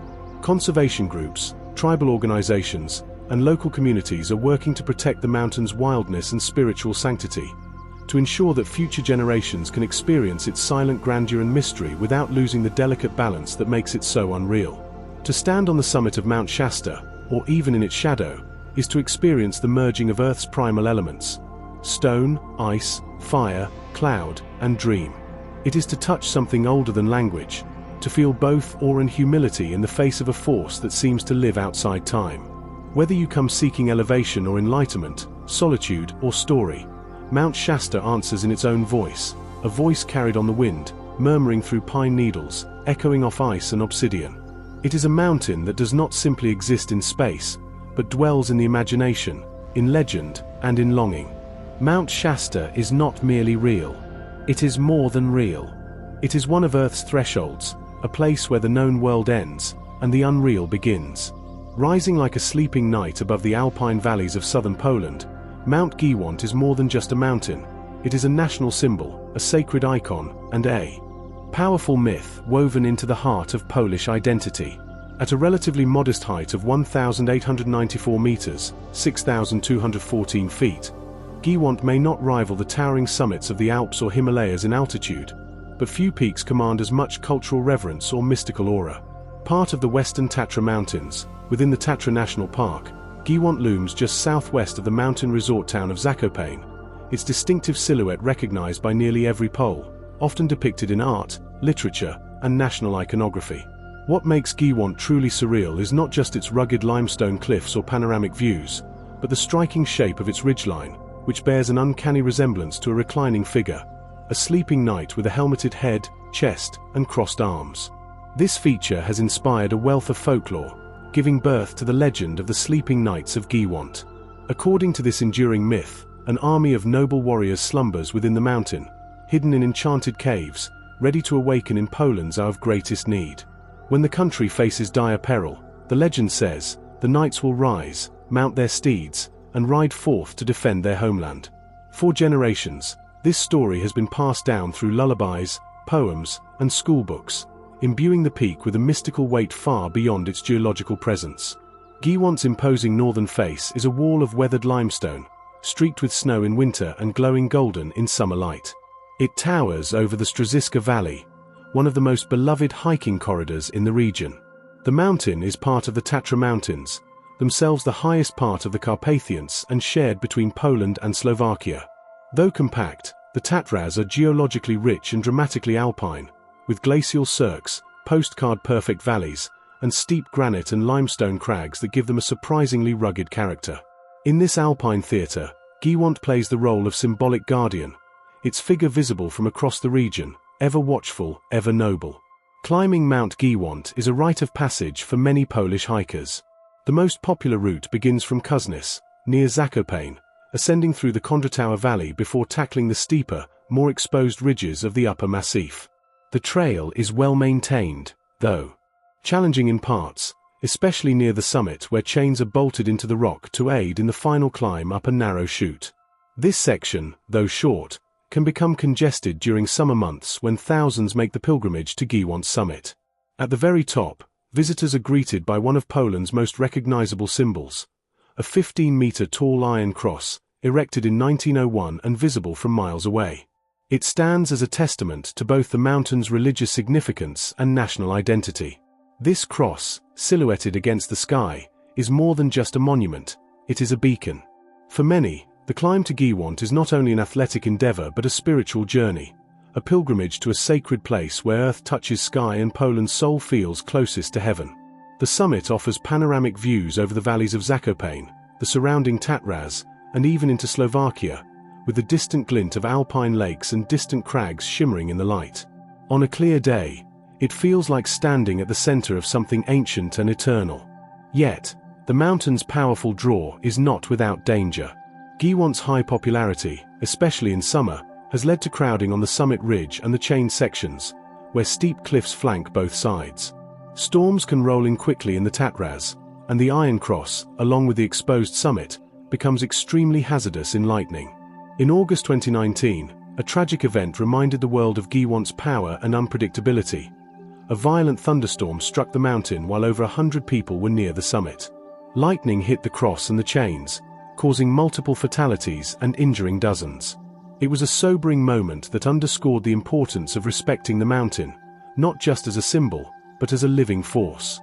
Ecologically, Giewont is part of a unique alpine environment rich in biodiversity. The slopes are home to endemic alpine plants, hardy mosses, and clusters of rhododendrons that bloom vibrantly in late spring. Wildlife includes Tatra chamois, marmots, lynx, and a variety of raptors, including golden eagles. The national park that encompasses the mountain is strictly protected, with marked trails to prevent erosion and preserve fragile ecosystems. Conservation efforts are ongoing, especially in the face of rising tourism and climate stress. Local authorities and environmental groups promote sustainable hiking practices, such as carrying out all trash, sticking to marked routes, and avoiding noise pollution, which can disturb both wildlife and fellow visitors seeking the quiet majesty of the mountains. The region surrounding Giewont is deeply connected to traditional Goral culture, the unique Highlander heritage of southern Poland. Zakopane, known as the winter capital of Poland, is the heart of this culture, with wooden architecture, sheep's cheese, oscypek, colorful costumes, and the haunting music of Goral violins and flutes. The mountain, looming in the backdrop, plays an essential role in this cultural identity. It features prominently in folk songs, paintings, church decorations, and even military insignias. For the Goral people, Giewont is more than landscape, it is legacy. At different times of day, the mountain reveals different faces. In early morning, its silhouette is sharp and resolute, rising above mists that swirl in the valleys below. By noon, the sun ignites the limestone cliffs in hues of silver and cream, while clouds gather and pass like wandering thoughts across its brow. In the evening, Giewont becomes solemn, casting long shadows over the land, its contours softening as the sun dips low, bathing it in golden peace.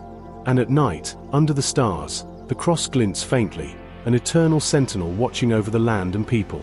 To visit Mount Giewont is to engage with a mountain that is not only geographically real, but symbolically transcendent. It is a place where myth and history meet, where spirituality and nature entwine.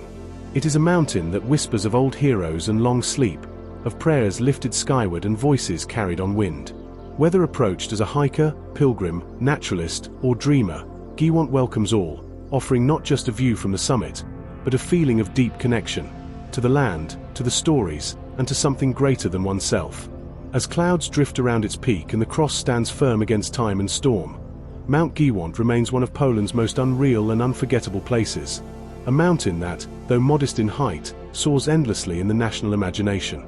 High in the heart of Ecuador, where the earth swells at its waist and the skies stretch wide above the Andean highlands, rises a colossal and astonishing mountain, Mount Chimborazo.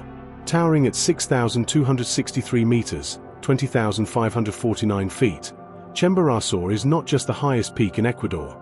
It holds a title more surreal, more cosmic. It is the closest point on Earth to the stars, the sun, and outer space. This isn't because it's the tallest mountain above sea level. That record still belongs to Mount Everest, but because Chimborazo sits directly along the equatorial bulge, where the Earth's diameter is greatest. Measured from the Earth's center, Chimborazo's summit protrudes farther into space than any other point on the planet, making it a mountain that defies ordinary definition, a meeting place between Earth and cosmos. From a distance, Chimborazo dominates the horizon with regal indifference. Its enormous, snow-clad dome rises above the Andean plateau, visible from hundreds of kilometers away, especially on clear mornings. It stands in haunting isolation, ringed not by jagged ridges but by rolling Paramo grasslands, glacial valleys, and the dry flanks of ancient volcanic plains. Chimborazo is a stratovolcano, and though it last erupted roughly 1,400 years ago, it is considered dormant, not extinct. The mountain is part of the Cordillera Occidental, the western branch of the Andes, and is flanked by lesser-known but still imposing neighbors such as Carrihuayrazo and El Alta. The majesty of Chimborazo is made even more powerful by its geophysical uniqueness. Due to the Earth's equatorial bulge, caused by centrifugal force from the planet's rotation, the planet is thicker at the equator than at the poles by roughly 21 kilometers, 13 miles. Chimborazo, situated just 1 degree south of the equator, benefits from this curvature. Though Mount Everest is over 2,500 meters higher above sea level, Chimborazo's summit is approximately 2,168 meters, 7,113 feet, farther from the Earth's center, making it the closest terrestrial point to outer space. This fascinating twist of planetary physics lends Chimborazo an almost mystical aura, as if its snowbound crown grazes the edge of Earth's atmosphere. But Chimborazo is not simply a marvel of math and measurement. It is a sacred peak, wrapped in centuries of indigenous reverence, myth, and national identity. In pre-Columbian times, the mountain was worshipped by the Puruha people, who believed it to be the home of powerful deities and the source of water and life. They offered sacrifices to the mountain, seeking to appease its spirit, and to this day, local Quechua communities speak of Chimborazo not just as a mountain, but as Tita Chimborazo, Father Chimborazo, a living, breathing protector of the land. Its towering form is considered masculine and is often paired in folklore with Mama Tungarawa, the nearby active volcano seen as his fiery consort. This deep spiritual reverence is echoed in art, literature, and music throughout Ecuador. Chimborazo appears on the Ecuadorian national flag and coat of arms, depicted behind a radiant sun, flanked by the condor, symbolizing strength and freedom. In the writings of early European explorers and naturalists, Chimborazo held a mythical status. In 1802, the famed German scientist Alexander von Humboldt attempted to climb the mountain, believing it to be the highest peak in the world. Though he did not summit, turning back at about 5,900 meters due to altitude sickness, his journey became legendary, and his detailed observations contributed to the birth of modern environmental science. Humboldt saw before Chimborazo, his recognition of its ecological zones and climate transitions, forever changed how we understand mountains and biogeography. Indeed, Chimborazo is a living laboratory of climatic and ecological zones, stacked vertically like chapters in an ancient book. The base of the mountain lies in high-altitude steppe, known as Paramo, a windswept terrain of grasses, mosses, and cushion plants adapted to cold and intense UV radiation. Higher up, one finds alpine tundra, then rock and ice, and finally the glacial cap, a dwindling but still powerful remnant of the Pleistocene Ice Age.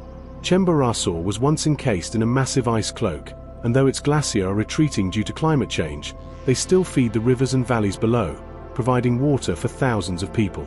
Perhaps nowhere else is the contrast between fire and ice, earth and sky as vivid as on Chimborazo. It is not merely a destination, it is an encounter. Climbing Chimborazo is a test of both body and spirit, and not one to be taken lightly. While technically non-technical under optimal conditions, it requires ice axe, crampons, ropes, and glacier travel experience. The most common route, the Whymper route. Named after British mountaineer Edward Whymper, the first to summit in 1880, ascends via the Carroll Refuge at around 4,800 meters, where climbers rest before beginning their midnight ascent. The climb itself is harsh and exhilarating. Cold winds whip across ice fields, and the final push to the Vientimbala summit and then to the main Whymper summit at 6,263 meters demands endurance, discipline, and adaptation to high altitude. For those who persevere, the reward is unparalleled, a view that spans the Andes, the Amazon basin, and the Pacific coast, all while standing at the literal closest point on Earth to the stars. There is no other feeling like it. The summit, depending on the season, can be calm and ethereal or blindingly brutal, guarded by icy cornices, wind-sculpted snowfields, and crevasses hiding beneath thin crusts. And yet, it is not only climbers who find inspiration here. Locals and visitors alike can marvel at Chimborazo from the Chimborazo Fauna Reserve, where herds of wild vicuñas roam the high plains, and where the stark beauty of the volcano can be appreciated without setting foot on ice. Artists, writers, poets, and mystics have long come here, drawn not to conquer but to observe, to feel, and to listen. In the shadow of Chimborazo, the veil between earth and sky grows thin. The silence is profound. The stars, at night, feel impossibly close. Despite its grandeur, Chimborazo is vulnerable. Its glaciers are melting faster than ever, threatening water supplies and altering ecosystems. Conservationists are working with indigenous communities to protect the mountain's flanks, monitor its environmental shifts, and educate climbers and visitors about minimizing their impact. For the people who live in its shadow, Chimborazo is not a tourist attraction, it is a living ancestor, a sacred being whose health mirrors the health of the land itself. To journey to Chimborazo is to stand where gravity bends, where heaven and earth meet, where indigenous myth and geological reality become one.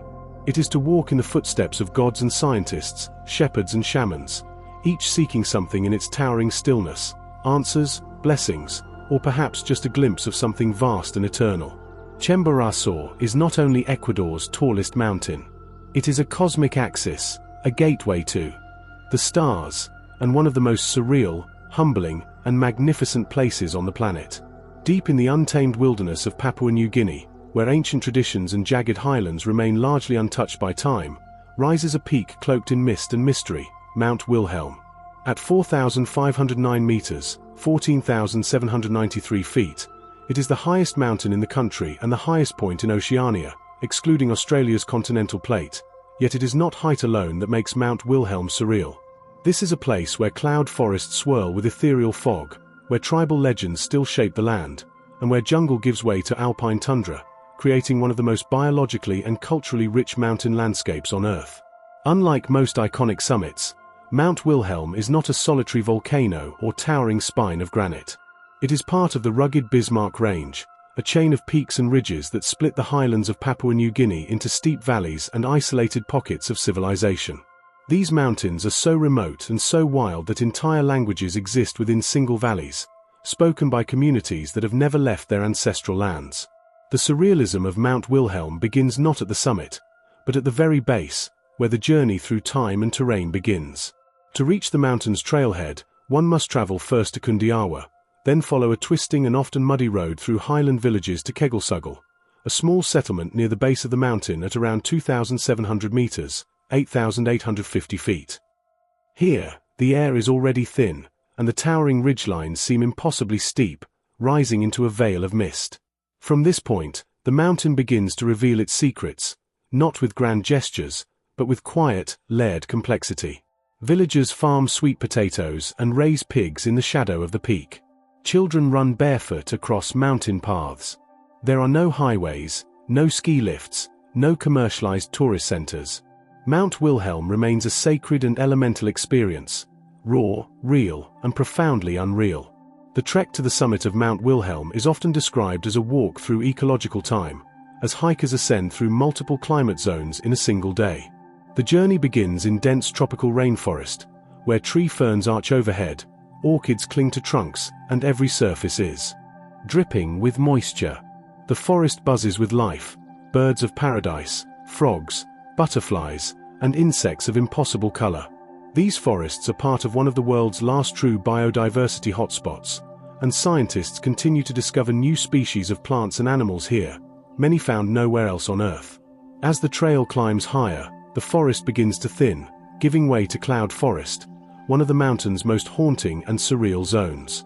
Here, mosses hang like curtains from gnarled branches, and the ground is soft with layers of fallen leaves and fog-kissed soil. Visibility narrows. The wind whispers through the trees, and everything is shrouded in a grey-blue mist that gives the sense of walking through a forgotten dream. In this realm, the line between the physical and the spiritual blurs, and it's no wonder that local Chimbu people believe the mountain is inhabited by ancestral spirits. Mount Wilhelm, to them, is not just landscape, it is a living entity, imbued with sacred energy, stories, and taboos. Higher still, the trees vanish entirely, replaced by alpine meadows and patches of tundra. The temperature drops. The wind sharpens. And the stars, if you're climbing at night, as most summit attempts begin around midnight, begin to explode overhead with piercing clarity. This is one of the most astonishing aspects of Mount Wilhelm. The sky itself becomes surreal. With little light pollution, you can see the Milky Way, Southern Cross, and constellations rarely visible in northern latitudes with stunning clarity. Many climbers describe the pre-dawn ascent as spiritual, a quiet procession through darkness and starlight toward the roof of a forgotten world. The final ascent is steep, rocky, and occasionally treacherous. Loose stones, slippery moss-covered rock, and unpredictable weather make it a serious challenge, despite the lack of technical climbing. As the first light creeps over the horizon, revealing rolling valleys blanketed in cloud far below, a hiker standing near the summit might feel suspended, floating between sky and earth. The sun rises not over cities or plains, but over jungle, volcanoes, and tribal lands, places where modern maps fade and tradition governs. At the summit, a small metal cross marks the highest point in Papua New Guinea. But it's the view that humbles. On a clear day, the panorama stretches across the central highlands, over valleys thick with rainforest, and out toward the shimmering Pacific in the far distance. More often, however, the summit is wrapped in cloud, giving visitors a more intimate, introspective view of swirling mist, freezing wind, and the closeness of the sky itself. You are not at the top of a mountain so much as at the edge of the world, the veil of reality thinned to near transparency. Despite its remoteness, Mount Wilhelm has a reputation as the most accessible high peak in Papua New Guinea. Unlike neighboring peaks such as Mount Giluva or Mount Bangetta, Wilhelm can be climbed without technical gear and in 2 to 3 days. But this accessibility should not be mistaken for ease. The route can be dangerous, particularly in poor weather, and altitude sickness is a serious risk. Several fatalities have occurred on the mountain, and local guides emphasize the need for proper acclimatization, respect for the mountain, and adherence to local customs. The people who live near Mount Wilhelm, particularly the Kuman, Jende, and Chimbu groups, are cultural stewards of the land. Their oral histories speak of the mountain as a site of both reverence and mystery, a dwelling place for spirits and a bridge to ancestors. Even today, many villagers will not ascend the mountain themselves, considering it sacred ground meant only for those with specific purpose or spiritual guidance. Tourists and climbers are welcomed, but always with a quiet reminder: this is not your mountain. It is alive, it watches, and it must be treated with humility. Adding to its surrealism is the fact that Mount Wilhelm, despite its towering altitude and profound beauty, remains almost completely untouched by mass tourism. You won't find long lines, infrastructure, or branded chalets here. Instead, you'll find silence, fog, raw wilderness, and people whose ancestors have lived on this land since long before the first maps drew the mountain's name. There are only a few modest shelters, some wooden huts or rest stops along the trail, and the hospitality is local, heartfelt, and free of pretense. A cup of hot tea at a high camp feels more luxurious here than any mountain lodge ever could. From an ecological perspective, Mount Wilhelm is a treasure trove. Its slopes house a staggering diversity of flora and fauna, some of which exist nowhere else in the world.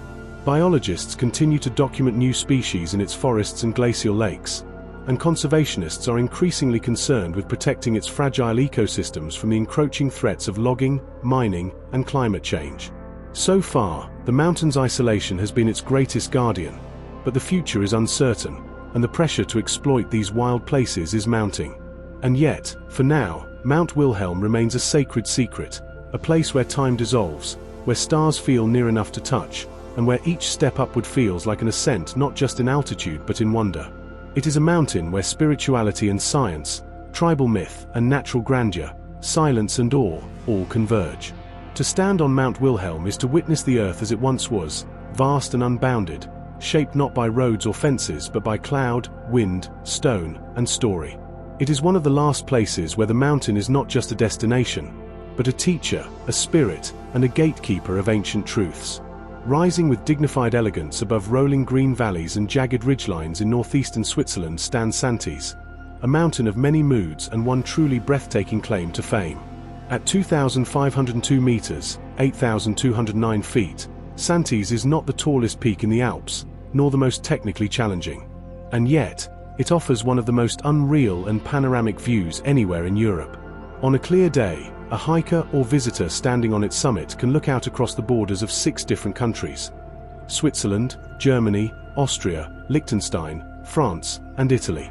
It is a mountaintop that offers not just scenery, but the sensation of standing above a continent, an open-air observatory where nature and geography converge in jaw-dropping harmony. Located in the Appenzell Alps, Santis dominates the Alpstein Massif, a dramatically folded and fractured mountain group in northeastern Switzerland. Unlike the snowy giants of the Bernese Oberland or the icy summits of the Pennine Alps, Santis stands slightly apart from the central alpine chain, allowing it to tower in relative isolation above the pre-alpine plateau. This solitary position, combined with its steep limestone cliffs, sharply carved ridges, and high-altitude perch, gives Santis a prominence and visual drama far beyond what its elevation might suggest. In the language of mountains, Santis commands presence. Its slopes are a fascinating mix of green alpine meadows, rocky crags, and high-altitude weathered stone. The geology here is as wild as the views, characterized by intense folding and faulting, the result of complex tectonic forces that shape the Alps over millions of years. Layers of sedimentary rock twist and tilt at improbable angles, forming knife-edged ridges, narrow passes, and cirques that trap snow well into summer. For geologists and climbers alike, the mountain is an open textbook, a natural archive of the Earth's restless forces. And yet it is not just geologists or mountaineers who come to Santis. Thanks to a cable car that ascends from Schwagel Pass, a bucolic spot nestled among pine forests and flower-strewn fields, visitors of all ages and abilities can reach the summit with ease. The ride itself is surreal, lifting passengers through drifting clouds and over sheer drops before depositing them at a modern observation complex perched atop the peak. There, a panoramic terrace opens up a 360-degree world of wonder.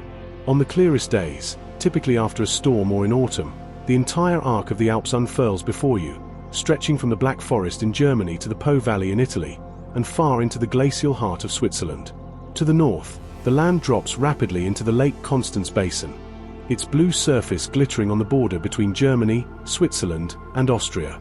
To the east, one can trace the outline of Liechtenstein's alpine spires, fading into the wild valleys of western Austria.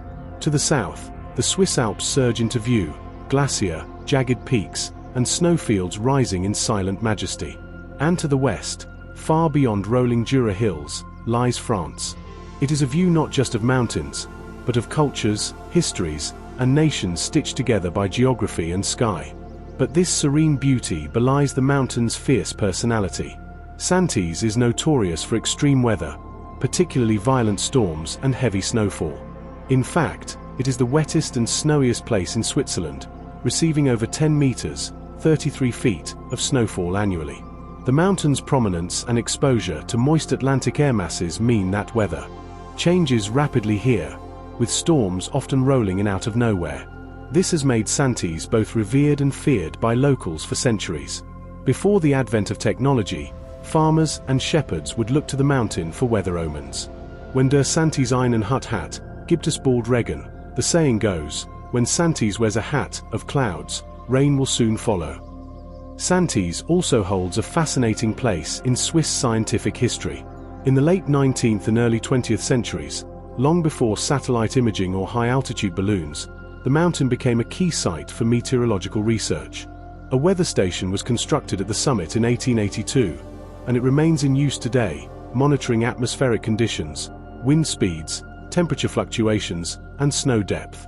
Data from Santis has helped scientists better understand alpine climate patterns and long-term changes. The mountain is also home to a transmission tower, rising 123 meters high, which beams radio and television signals across a broad swath of northeastern Switzerland and beyond. Despite the summit's accessibility by cable car, Santis remains a hiker's paradise, laced with trails that climb through every conceivable alpine environment. The most famous and challenging of these is the Leisman Ridge, a demanding route that scrambles across narrow ridgelines, rocky outcrops, and snowfields before culminating in a dramatic push to the summit. Other trails, such as the Meglisalp Loop or the route through Silpsee Valley, offer softer approaches, leading hikers through storybook alpine villages, turquoise lakes, and meadows buzzing with bees and wildflowers. Wildlife abounds on the mountain's lower slopes. Alpine ibex, with their curved horns and nimble feet, cling to sheer cliffs. Marmots whistle warnings from rocky outcrops. Golden eagles circle high above the ridges, and the meadows bloom with edelweiss, gentians, and alpine asters in summer. These lower regions are protected within the Alpstein Nature Reserve, which balances tourism with ecological conservation. For the Swiss, Santis is also a cultural and emotional landmark.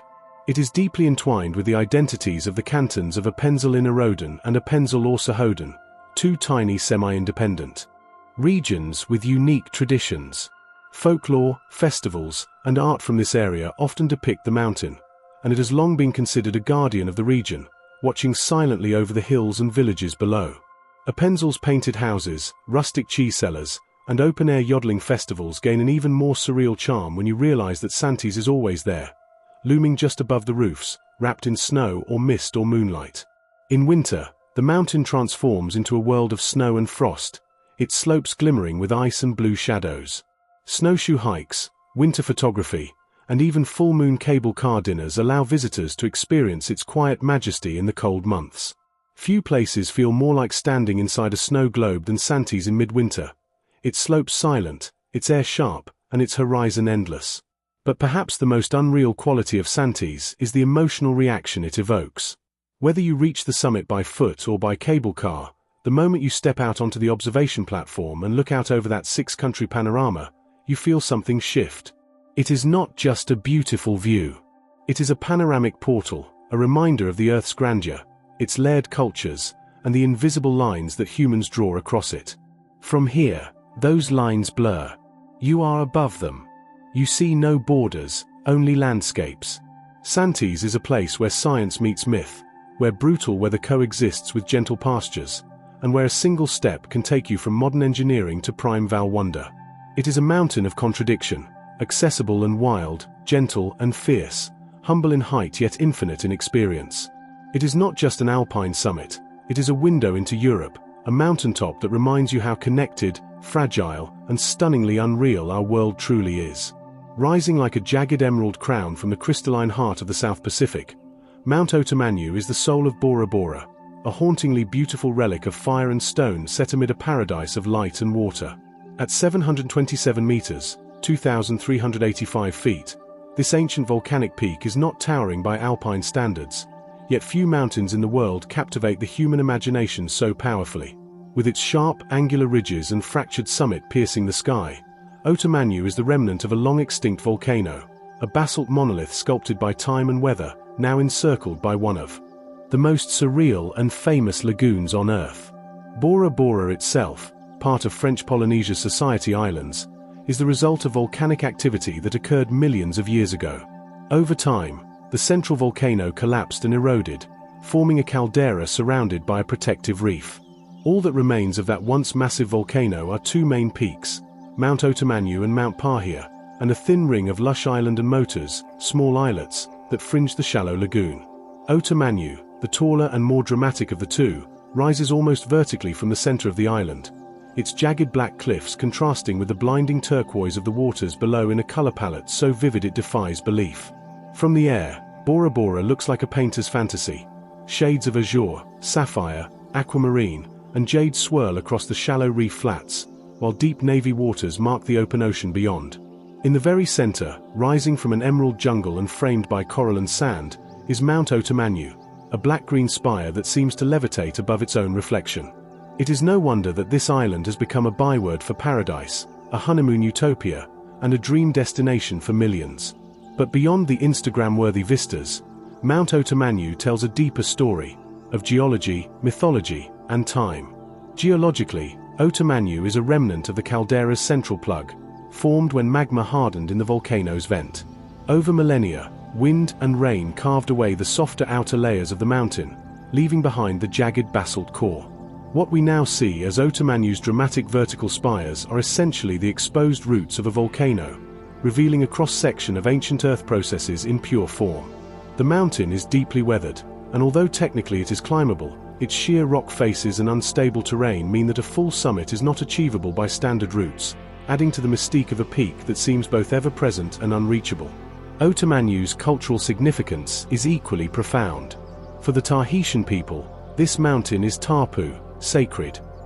It is believed to be the dwelling place of gods, and in ancient times, it was considered the spiritual heart of the island. Polynesian oral traditions speak of Otomanyu as a point of origin, a place of life and reverence, of celestial alignment and ancestral spirits. The mountain is said to have once been home to a great marae, or ceremonial platform, where chiefs and priests would offer tributes to the gods and commune with the divine. Though little remains of those original structures today, the sacred presence still lingers in the air around the mountain. Locals speak of it with quiet respect, never frivolously. Modern travelers are most familiar with Otomanyu as the iconic backdrop to overwater bungalows, luxury resorts, and sun-kissed adventures. But few realize that the island's surreal beauty owes its existence entirely to the mountain. Without Otomanyu, there would be no caldera, no lagoon, no coral-fringed motors. The mountain created the environment that now surrounds it, shaping both the ecosystem and the tourism economy. Coral reefs thrive in the calm, shallow waters sheltered by the ancient crater. Fish, manta rays, and reef sharks drift through sunlit channels. Palm trees sway on the motors, their roots gripping sand formed by millions of years of coral erosion. Every detail of the landscape, no matter how delicate, is an echo of volcanic power. One of the best ways to experience Otomanyu is from the lagoon itself, on a paddleboard, kayak, or outrigger canoe. As you glide across the impossibly clear waters, the mountain shifts in shape and character, sometimes looming like a jagged cathedral, other times appearing soft and distant behind a shimmer of heat and reflection. The lagoon's changing light casts Otomanyu in a different costume every hour, golden at sunrise, emerald at noon, purple and fiery orange as the sun sets behind the reef. The interplay between mountain and sea here is almost cinematic, a living canvas that changes constantly yet always feels timeless. For those who wish to get closer, several hiking trails ascend the lower flanks of the mountain, winding through dense tropical forest, where breadfruit trees, ferns, and wild hibiscus grow in profusion. Parrots squawk overhead, and the air hums with the drone of cicadas. The trail to the ancient American World War II cannons offers particularly striking views, not just of the lagoon, but of Otomanyu itself rising like a sentinel through a veil of mist and leaf. These cannons, remnants of a brief US military presence during World War II, are an eerie juxtaposition to the otherwise untouched natural surroundings, adding a surreal layer of historical memory to the hike. Otomanyu is also famous for its mythic visual illusions. From certain angles, the peak appears two-pronged, like horns or fingers reaching into the sky. From others, it becomes a singular spike, almost like a ruined castle or fortress. In photographs, it often looks digitally enhanced or too perfect to be real, but it is. The surrealism here doesn't come from artificiality. It comes from the mountain's precise, dramatic beauty, which seems composed with the intentionality of a sculptor. This is nature refined by eons of transformation. Interestingly, despite its relatively low elevation, Mount Otomanyu often collects clouds around its summit, giving it an air of perpetual mystique. This phenomenon, common in tropical island peaks, occurs when moist ocean air is lifted by the mountain's slopes, cools, and condenses into cloud. The result is that Otomanyu often appears with its summit wreathed in white, a crown of mist that enhances its dreamlike presence. Tourists often speak of it as a mountain that seems alive, constantly shifting, breathing, hiding, and revealing.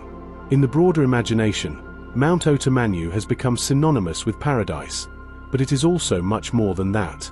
It is a fossilized fire, a relic of Earth's violent geological past that now serves as the nucleus of calm and beauty. It is a visual anchor, a spiritual monument, and a physical reminder that the most beautiful places on the planet are often born from the most violent forces. It is a place where tectonic energy and erosion have conspired to create art. No visit to Bora Bora is complete without time spent contemplating this unreal mountain, whether from a beach hammock, a sunset cruise, or a dawn hike through the foothills. Wherever you are on the island, Otomanyu is there, silent, towering, still.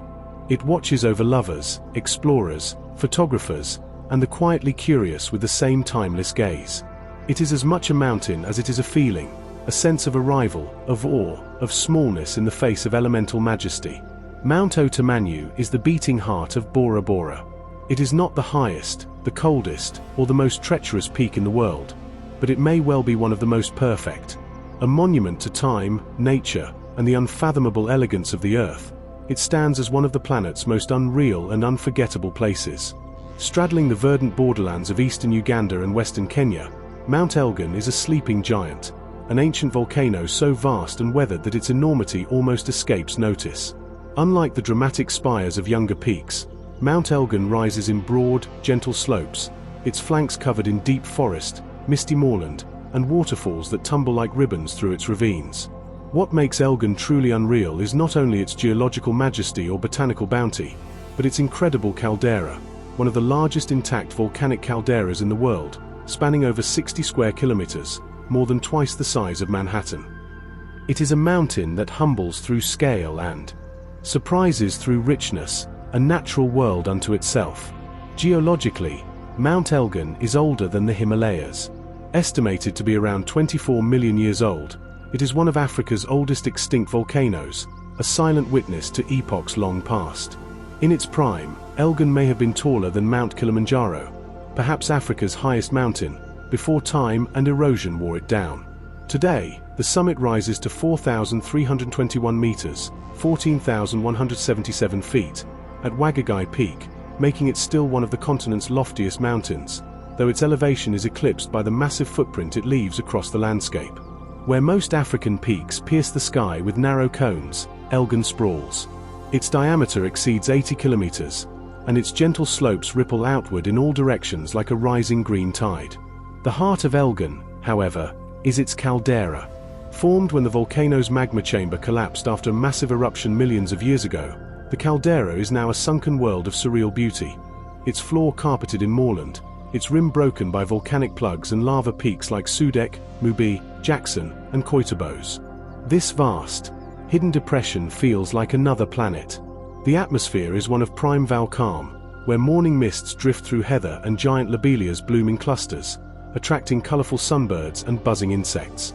In some areas, you can stand in the center of the caldera and be completely encircled by green cliffs, like you've stepped into a natural amphitheater built by forgotten gods.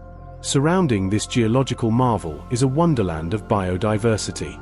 Mount Elgon is protected on both sides of the border by Mount Elgon National Park, Uganda, and Mount Elgon National Park, Kenya, and together these parks form a UNESCO Man and Biosphere Reserve. The mountain hosts multiple vegetation zones stacked vertically like layers of a story. At the lowest elevations, lush montane forest thrives, with fig trees, olive trees, and wild bananas tangled with vines and epiphytes. Higher up, bamboo forests ripple in the breeze, rustling with the calls of monkeys and exotic birds. Above that, the landscape transforms into Afro-alpine moorland, a surreal realm of giant groundsels, giant lobelias, and high-altitude bogs that feel like they belong in a fantasy novel. This vertical gradient supports over 300 species of birds, including the lemurgia, bearded vulture, and the elusive Jackson's francolin, endemic to Elgon's highlands. Mammals range from elephants and leopards to hyenas, bushbucks, and rare primates like the black and white colobus monkey. But one of the mountain's most curious and surreal phenomena is the behavior of the cave-dwelling elephants. Deep within the mountain's flanks lie lava tube caves, like Ketum Cave, where elephants venture into the darkness not to seek shelter, but to mine salt. These elephants carefully use their tusks to scrape sodium-rich rock from the walls, guided by memory and generations of learned behavior. It is one of the only known places in the world where elephants regularly enter caves, and it adds an almost mythical quality to an already otherworldly mountain. The human connection to Elgon is just as layered. The mountain has been home to various ethnic groups for centuries, most notably the Bagizu, or Bamasaba, on the Ugandan side and the Sabayat people on the Kenyan side. For the Bagizu, Mount Elgon is known as Marza Bar, named after a revered ancestor, and it plays a central role in their identity, cosmology, and cultural rituals. The Bagizu regard the mountain as sacred and speak of it with spiritual reverence. Their Imbalu circumcision ceremony, a traditional rite of passage held every even-numbered year, is deeply rooted in the cultural landscape of the mountain. Hiking Mount Elgon offers an experience completely different from the crowd-drawing routes of Kilimanjaro or Mount Kenya. The trails here are peaceful, wild, and untouched, with far fewer climbers and a far greater sense of immersion. The Sosa Trail, starting from Budadiri in Uganda, is the shortest and steepest route to the summit, ascending rapidly through farmland, rainforest, and moorland. The Sipi Trail begins from the beautiful Sipi Falls area, offering a gentler ascent and longer views of the slopes. Other routes like the Piswa Trail and the Transboundary Trail crossing into Kenya allow for deep exploration of Elgon's flanks and interior. Every step on Elgon is an encounter, with nature, with solitude, and with an older rhythm of the earth. There are no helicopters, no lodges, and no crowds, just the sound of wind moving through bamboo, birds calling from forest canopies, and the distant echo of waterfalls tumbling into hidden valleys. One such waterfall, Sipi Falls, is a spectacle in itself, a series of cascades plunging over volcanic cliffs into lush green basins below, often framed by rainbows and mist. From the top of the main fall, the view stretches endlessly over the Karamoja Plains, reminding you just how high you've climbed. What makes Mount Elgon truly surreal is this blend of immense geological time, biodiversity, and cultural continuity. You can walk through its caldera as if exploring the broken walls of an ancient cathedral, peer into lava caves used by elephants, or share stories with villagers who still live by traditions handed down through generations. It is not just a mountain, it is a living, breathing ecosystem and memoryscape, where Earth's deep past still shapes the present. And unlike many of the world's iconic peaks, Mount Elgon remains wildly accessible, in spirit and in price. Trekking here doesn't require permits costing thousands of dollars or commercial expeditions. It simply requires curiosity, endurance, and a willingness to step into a place where forest meets fire, where cloud touches stone, and where you might go an entire day without seeing another human being. Mount Elgon is a titan in slumber, a caldera-shaped world nestled between nations, wrapped in mist, and pulsing with quiet, unshakable life. To walk its trails is to trace the outline of a forgotten volcano whose heart still beats in forest, cave, and sky. It is one of Africa's greatest natural secrets, and truly one of the most unreal places on the planet. Deep in the heart of the Dominican Republic, far from the white sands and coconut palms that define most people's image of the Caribbean, rises an unexpected titan, Pico Duarte, the highest mountain in the Caribbean. Towering at 3,098 meters, 10,164 feet, Pico Duarte defies every tropical stereotype. It is not a volcano, nor a coral peak, nor a jagged rock rising from the sea. Instead, it is a massive, forested mountain, cloaked in swirling mist and highland pine trees, part of a surprisingly vast alpine environment that few even know exists in the Caribbean. Its slopes are home to cold rivers, endemic birds, and cloud forests, and to climb Pico Duarte is to step into a world of breathtaking contrast, a surreal landscape where the tropics meet the high mountains. Pico Duarte is located in the Cordillera Central, or Central Range, the rugged backbone of Hispaniola, the island shared by the Dominican Republic and Haiti. This mountain chain is often called the Dominican Alps, and for good reason. It stretches across the interior of the island with deep canyons, alpine plateaus, and knife-edged ridges. Pico Duarte is its crowning glory, the pinnacle of a range shaped by tectonic collisions and rising faster than erosion can flatten it.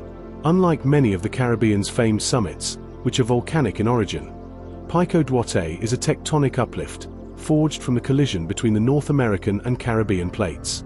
Its age, stability, and isolation make it unique in both form and experience. From the base, the climb to Pico Duarte feels more like an expedition into South American highlands than a tropical hike. The two most common routes, from La Cienega, near Jarabacoa, and from San Juan de la Maguana, both involve 2 to 3 day treks that take adventurers through a kaleidoscope of ecological zones. At the lower elevations, hikers begin in tropical foothills rich with citrus trees, orchids, and towering mahogany. But within a few hours, the air cools, the vegetation changes, and the first real surprise emerges: Caribbean pine forests. These pines, part of the Pinus occidentalis species, are endemic to Hispaniola, and they dominate the highlands in ways completely at odds with expectations of palm trees and humid rainforests. Their tall, straight trunks form cathedral-like corridors through which sunlight filters in golden shafts. Pine needles blanket the forest floor, and the smell of resin and earth replaces the salt and citrus of the lowlands. Birdsong becomes sharper and more elusive. Hispaniolan crossbills, chat tanagers, and narrow-billed toadies dart among branches, many of them found nowhere else on Earth. In fact, the entire region is a biodiversity hotspot, particularly for avian life. The forest is alive with endemic species that have evolved in splendid isolation atop these mountains. As hikers ascend higher, they enter cloud forest, where mosses drape over branches, ferns spill over paths, and mist coils through the trees. It's cooler than most people imagine. At the summit, temperatures can drop to freezing at night. And frost is not uncommon. In this zone, the trail narrows and the silence deepens, broken only by the occasional thump of a woodpecker or the whisper of wind through pine. The physical challenge grows too. The trail becomes steeper, the air thinner, and the climb more meditative. Yet for all its difficulty, the trek never feels hostile. Rather, it evokes a sense of intimacy with the mountain, as though you are walking through a living, breathing being. The final approach to the summit, whether from the north or south, leads along high ridgelines with vast views across the Cordillera Central. On clear days, you can see deep into the Valle del Cibao to the north and the Valle de San Juan to the south, both sunlit and fertile, framed by successive layers of misty hills. And then, finally, you reach the peak. At the summit of Pico Duarte stands a statue of Juan Pablo Duarte, one of the founding fathers of the Dominican Republic, as well as a stone cross and several weathered markers. But more than these human symbols, the summit is defined by the feeling it evokes: stillness, achievement, and awe. The wind rushes over the rocks. The trees twist in the high air. Clouds may close in and then clear in an instant. One moment, you're enveloped in whiteness. The next, the entire island stretches out beneath you. And if the skies are truly clear, you may even see Haiti to the west and the Caribbean Sea in the distance, curving like a blue border around the landmass. Camping near the summit, usually at Compartition Camp just below it, is an essential part of the experience. The cold, starry nights are surreal in a region better known for its sultry evenings and coconut breezes. Here, fires crackle, hikers huddle in sleeping bags, and the Milky Way unfurls across the sky in a radiant arch.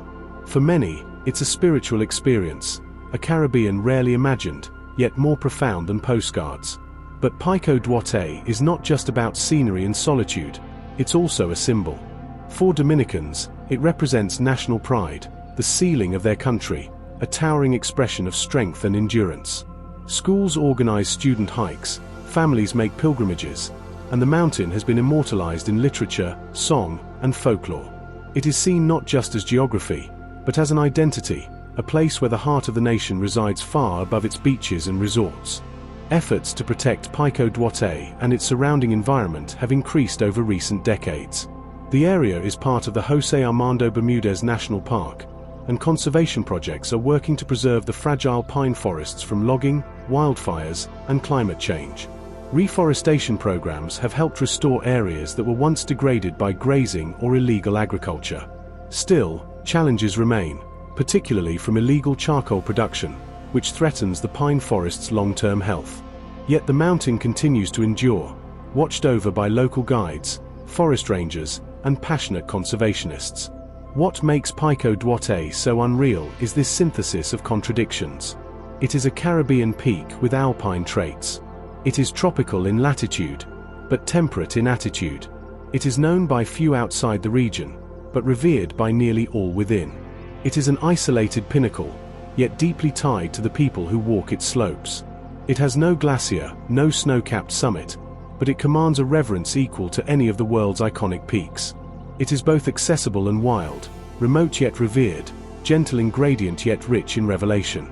To walk up Pico Duarte is to climb through layers of ecosystems, history, and identity. It is to encounter a different Caribbean, one of cool winds, silent forests, and sacred heights. It is to realize that paradise does not always lie along the shoreline. Sometimes, it towers silently above it, shrouded in mist and whispering with the voice of pine. Pico Duarte is a summit of serenity, a realm of peace in the heart of the tropics, and one of the most unreal places on Earth. Not for its drama, but for its profound, unexpected calm. Far away from the usual tourist trails of Bali or Java, hidden deep in the highlands of Papua, lies a peak so surreal, so alien to its surroundings, that it seems almost mythological, Mount Trikora. Rising to 4,750 meters, 15,584 feet, it is the third highest mountain in Indonesia, and one of the few equatorial peaks on Earth where glacier have existed. An extraordinary anomaly in a region otherwise dominated by rainforests, tropical rivers, and humid heat. Mount Trikora is a mountain of extremes, remote, rugged, weathered by millennia, and shrouded in both mist and mystery. Located in the Jayawijaya Mountains, also known as the Snow Mountains, a sub-range of the vast central highlands of Papua, Mount Trikora sits amid one of the most geologically complex and ecologically diverse landscapes on Earth. These mountains are part of the Mauka Range, which was pushed up millions of years ago as the Australian and Pacific tectonic plates collided, forcing seafloor sediment and coral reefs skyward. The result, a surreal uplift of limestone and marine rock, crowned by soaring alpine peaks that seem to defy tropical geography. And Mount Trikora, with its bare rock face and craggy summit plateau, certainly does defy expectations. From afar, it looks more like a Himalayan peak than something you'd find a few degrees below the equator. It stands apart from the dense lowland jungles of Papua like a monument left behind from another age, an age of ice and altitude, when glacier carved this part of the world into sharp ridges, deep cirques, and fractured limestone canyons. Until the early 20th century, glacier covered Trikora's upper slopes, part of a small group of equatorial glacier that also included those on nearby Puchak Jaya, Carsten's Pyramid, and Mount Mandela.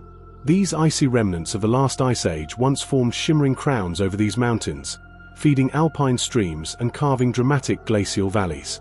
In 1913, when Dutch explorers first summit Trikora, they walked upon permanent snowfields and thick glacial ice. But due to global warming, those glacier have been rapidly retreating, and Trikora's glacier are now entirely gone. By the early 2000s, satellite data confirmed that the last of its glacial remnants had melted away. What remains now is a hauntingly beautiful landscape of exposed bedrock, high-altitude scrubland, and the memory of ice in the furrows of the stone. Still, Trikora's otherworldly terrain is breathtaking. Its upper slopes consist of weathered karst formations, rugged, pale grey limestone that forms jagged spires, steep pinnacles, and broken ridges. The summit plateau, known as the Trikora Table, is vast and stark, like a high-altitude desert scoured by wind and rain. Here, visibility often disappears into cloud banks that drift endlessly across the peaks, creating an eerie and ethereal atmosphere. You might feel, at moments, like you're not on Earth at all, but in a dreamlike purgatory suspended between tropics and tundra.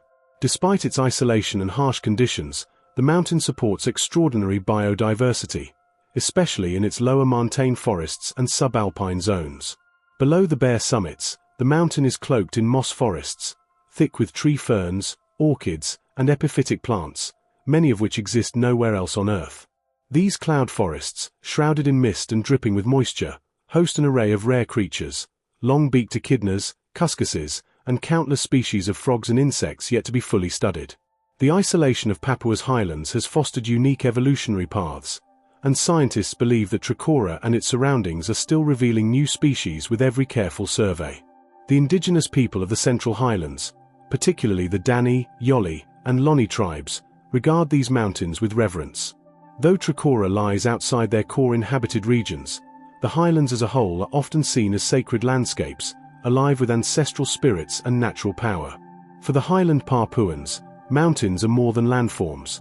They are storytellers, their cliffs and ridges inscribed with the memories of creation and cosmic order.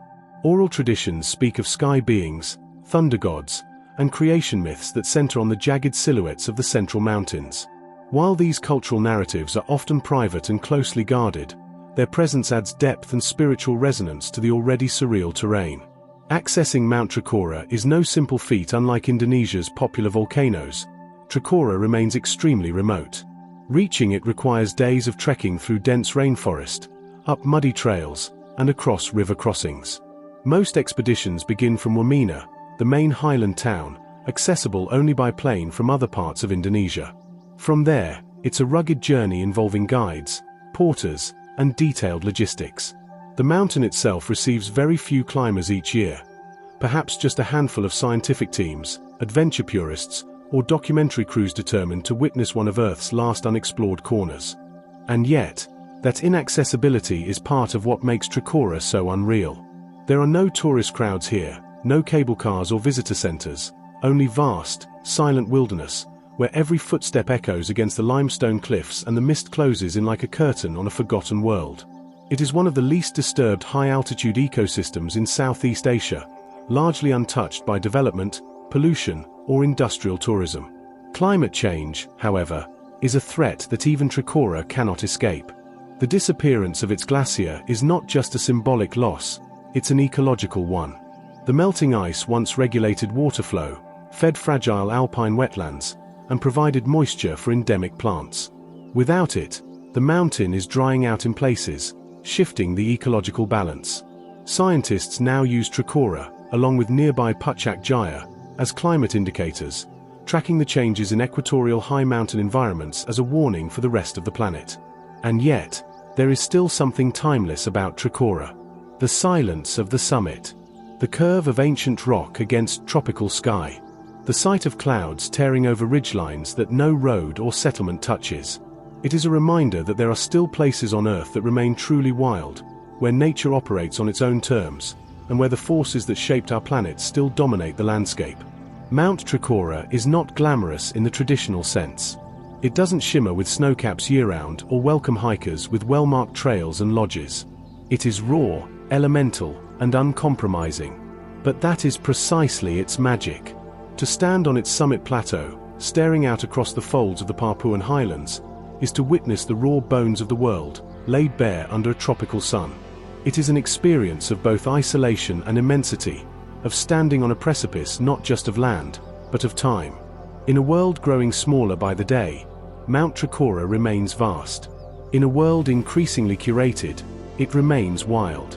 It is not just a mountain, but a reminder of Earth's resilience, of its deep past, and of the fragile wonders that still endure in its hidden corners. Trikora may have lost its glacier, but it has not lost its soul. In the rugged heart of South Africa's Drakensberg Mountains, there rises a Formation so titanic and symphonic in its structure that it seems to have been built, not by nature, but by a god architect with a love for grandeur. This is the amphitheatre, a vast semicircular wall of basalt, a cliff face so immense and harmonious in shape that it resembles a colossal stage, like the remnants of some forgotten celestial performance. Stretching over 5 kilometers, 3 miles, from end to end and rising as much as 1,200 meters, 3,900 feet, above the valley floor, the amphitheatre is one of the most awe-inspiring natural formations on the African continent, and indeed, the world. Located in the northern Drakensberg, within Royal Natal National Park, the amphitheatre is the dramatic centerpiece of a mountainous landscape that has long enchanted explorers, artists, and spiritual seekers. Its vertical cliffs form a perfectly curved escarpment of dark, ancient rock, cut by deep gullies, sheer drops, and a crown of rolling green at the summit. From a distance, the formation truly resembles a man-made amphitheatre, a monumental arena carved by time, with the sky as its ceiling, the wind as its voice, and the land below as its eternal audience. What makes the amphitheatre so surreal is its scale and symmetry. The sheer basalt cliffs rise straight and high, almost architectural in precision, and are capped with sweeping grasslands that flutter in alpine winds. The formation's concave shape gives it a visual illusion of embrace. It looks like the mountains are gathering around the sky. And then there is Tugela Falls, which begins right near the amphitheatre's edge, a seasonal, multi-tiered cascade that plunges down the escarpment in liquid strands of silver, disappearing and reappearing as it tumbles more than 948 meters, 3,110 feet. That staggering drop makes it one of the highest waterfalls in the world, and when flowing fully during the rainy season, it gives the amphitheatre the appearance of weeping stone, as if the cliffs themselves are alive. Geologically, the amphitheatre is part of the Great Escarpment, a vast, elevated ridge that runs across southern Africa. The Drakensberg, meaning Dragon Mountains in Afrikaans, form the eastern portion of this escarpment and represent its most dramatic expression. The rock here is basalt, part of the massive lava flows laid down during the breakup of the ancient supercontinent Gondwana around 180 million years ago. Over time, erosion sculpted the once flat highlands into today's dramatic cliff faces, towers, and buttresses.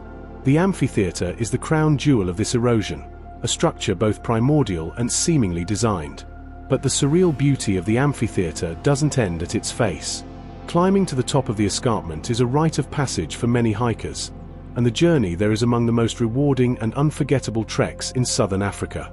The most popular route begins from Sentinel Car Park and follows the Sentinel Peak Trail, which winds through grassland and scree slopes, then up a series of chain ladders, metal rungs bolted into the cliffside that allow climbers to scale nearly vertical sections of rock.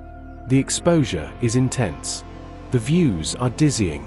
And yet, the moment you crest the top of the escarpment and stand at the lip of the amphitheatre, looking out across the green valleys and distant ridgelines of KwaZulu-Natal, time itself seems to pause. The top of the amphitheatre is not merely a viewpoint, it's a dreamscape. Grasslands wave in the thin air. Buzzards and lammergeiers ride thermals below. The sky feels closer here, almost pressing down upon the plateau, and the silence is cathedral-like. From this height, you can trace the sinuous path of the Tugela River, born at the cliff's edge, cutting through the Drakensberg's folds far below.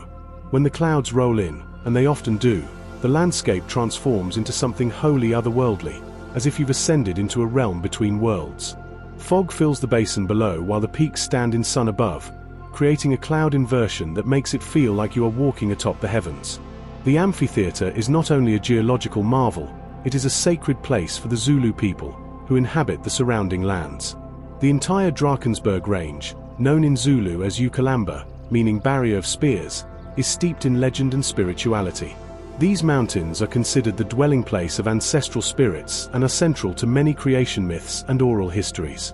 Caves tucked within the range house San, Bushman, rock art, with paintings that are thousands of years old. These artworks depict humans, animals, and shamanic visions rendered in ochre, blood, and charcoal, testimony to the mountain's role as both home and holy ground for one of the world's oldest cultures. For modern visitors, the amphitheatre offers more than just a visual feast. It's also a natural refuge, brimming with biodiversity and ecological uniqueness. The surrounding Royal Natal National Park is home to hundreds of plant species, including alpine flowers, proteas, and rare ferns. Birds such as the Cape vulture, bearded vulture, and jackal buzzard can be seen soaring near the cliffs, while lower elevations offer glimpses of eland, baboons, and even leopards in more remote areas. The park is part of the Greater Ukalamba Drakensberg Park, a UNESCO World Heritage Site, recognized not only for its natural beauty but also for its cultural and archaeological significance. There is something profoundly theatrical about the amphitheatre. It doesn't merely stand before you, it performs. Light dances across its face at sunrise and sunset, casting long shadows that move like curtains across its rock stage. Storms gather over its edge and then tumble downward in sudden curtains of rain, echoing with thunder that rolls across the basin like drums in an arena. Birds cry and wheel above the cliffs like actors entering from above. And at night, under the southern stars, the whole scene becomes silent again, impossibly still, as if the earth is holding its breath. And yet, despite its drama, the amphitheatre is a place of deep peace. It is not a mountain of hardship or peril, but one of revelation. It does not demand conquest, but presence. Hikers come not only to reach its top, but to feel its presence, to be dwarfed by its scale and inspired by its elegance. It is the kind of place that realigns your sense of proportion, not just of space, but of time, silence, and awe. In a world full of carefully manicured landscapes and artificial spectacles, the amphitheatre stands as a pure, untouched cathedral of earth. It asks nothing of you except attention, and in return, it gives you a memory etched not just in photographs, but in your very sense of wonder. The amphitheatre of the Drakensberg is not merely a cliff. It is a stage set for eternity, where rock, wind, water, and time perform an endless symphony. One that reminds us how unreal Earth can be when left to its own devices, sculpting beauty from nothing but gravity and patience. This video is for educational or entertainment purposes only, and information provided in the video may be incorrect. If you enjoyed the video, consider subscribing to the channel and like the video.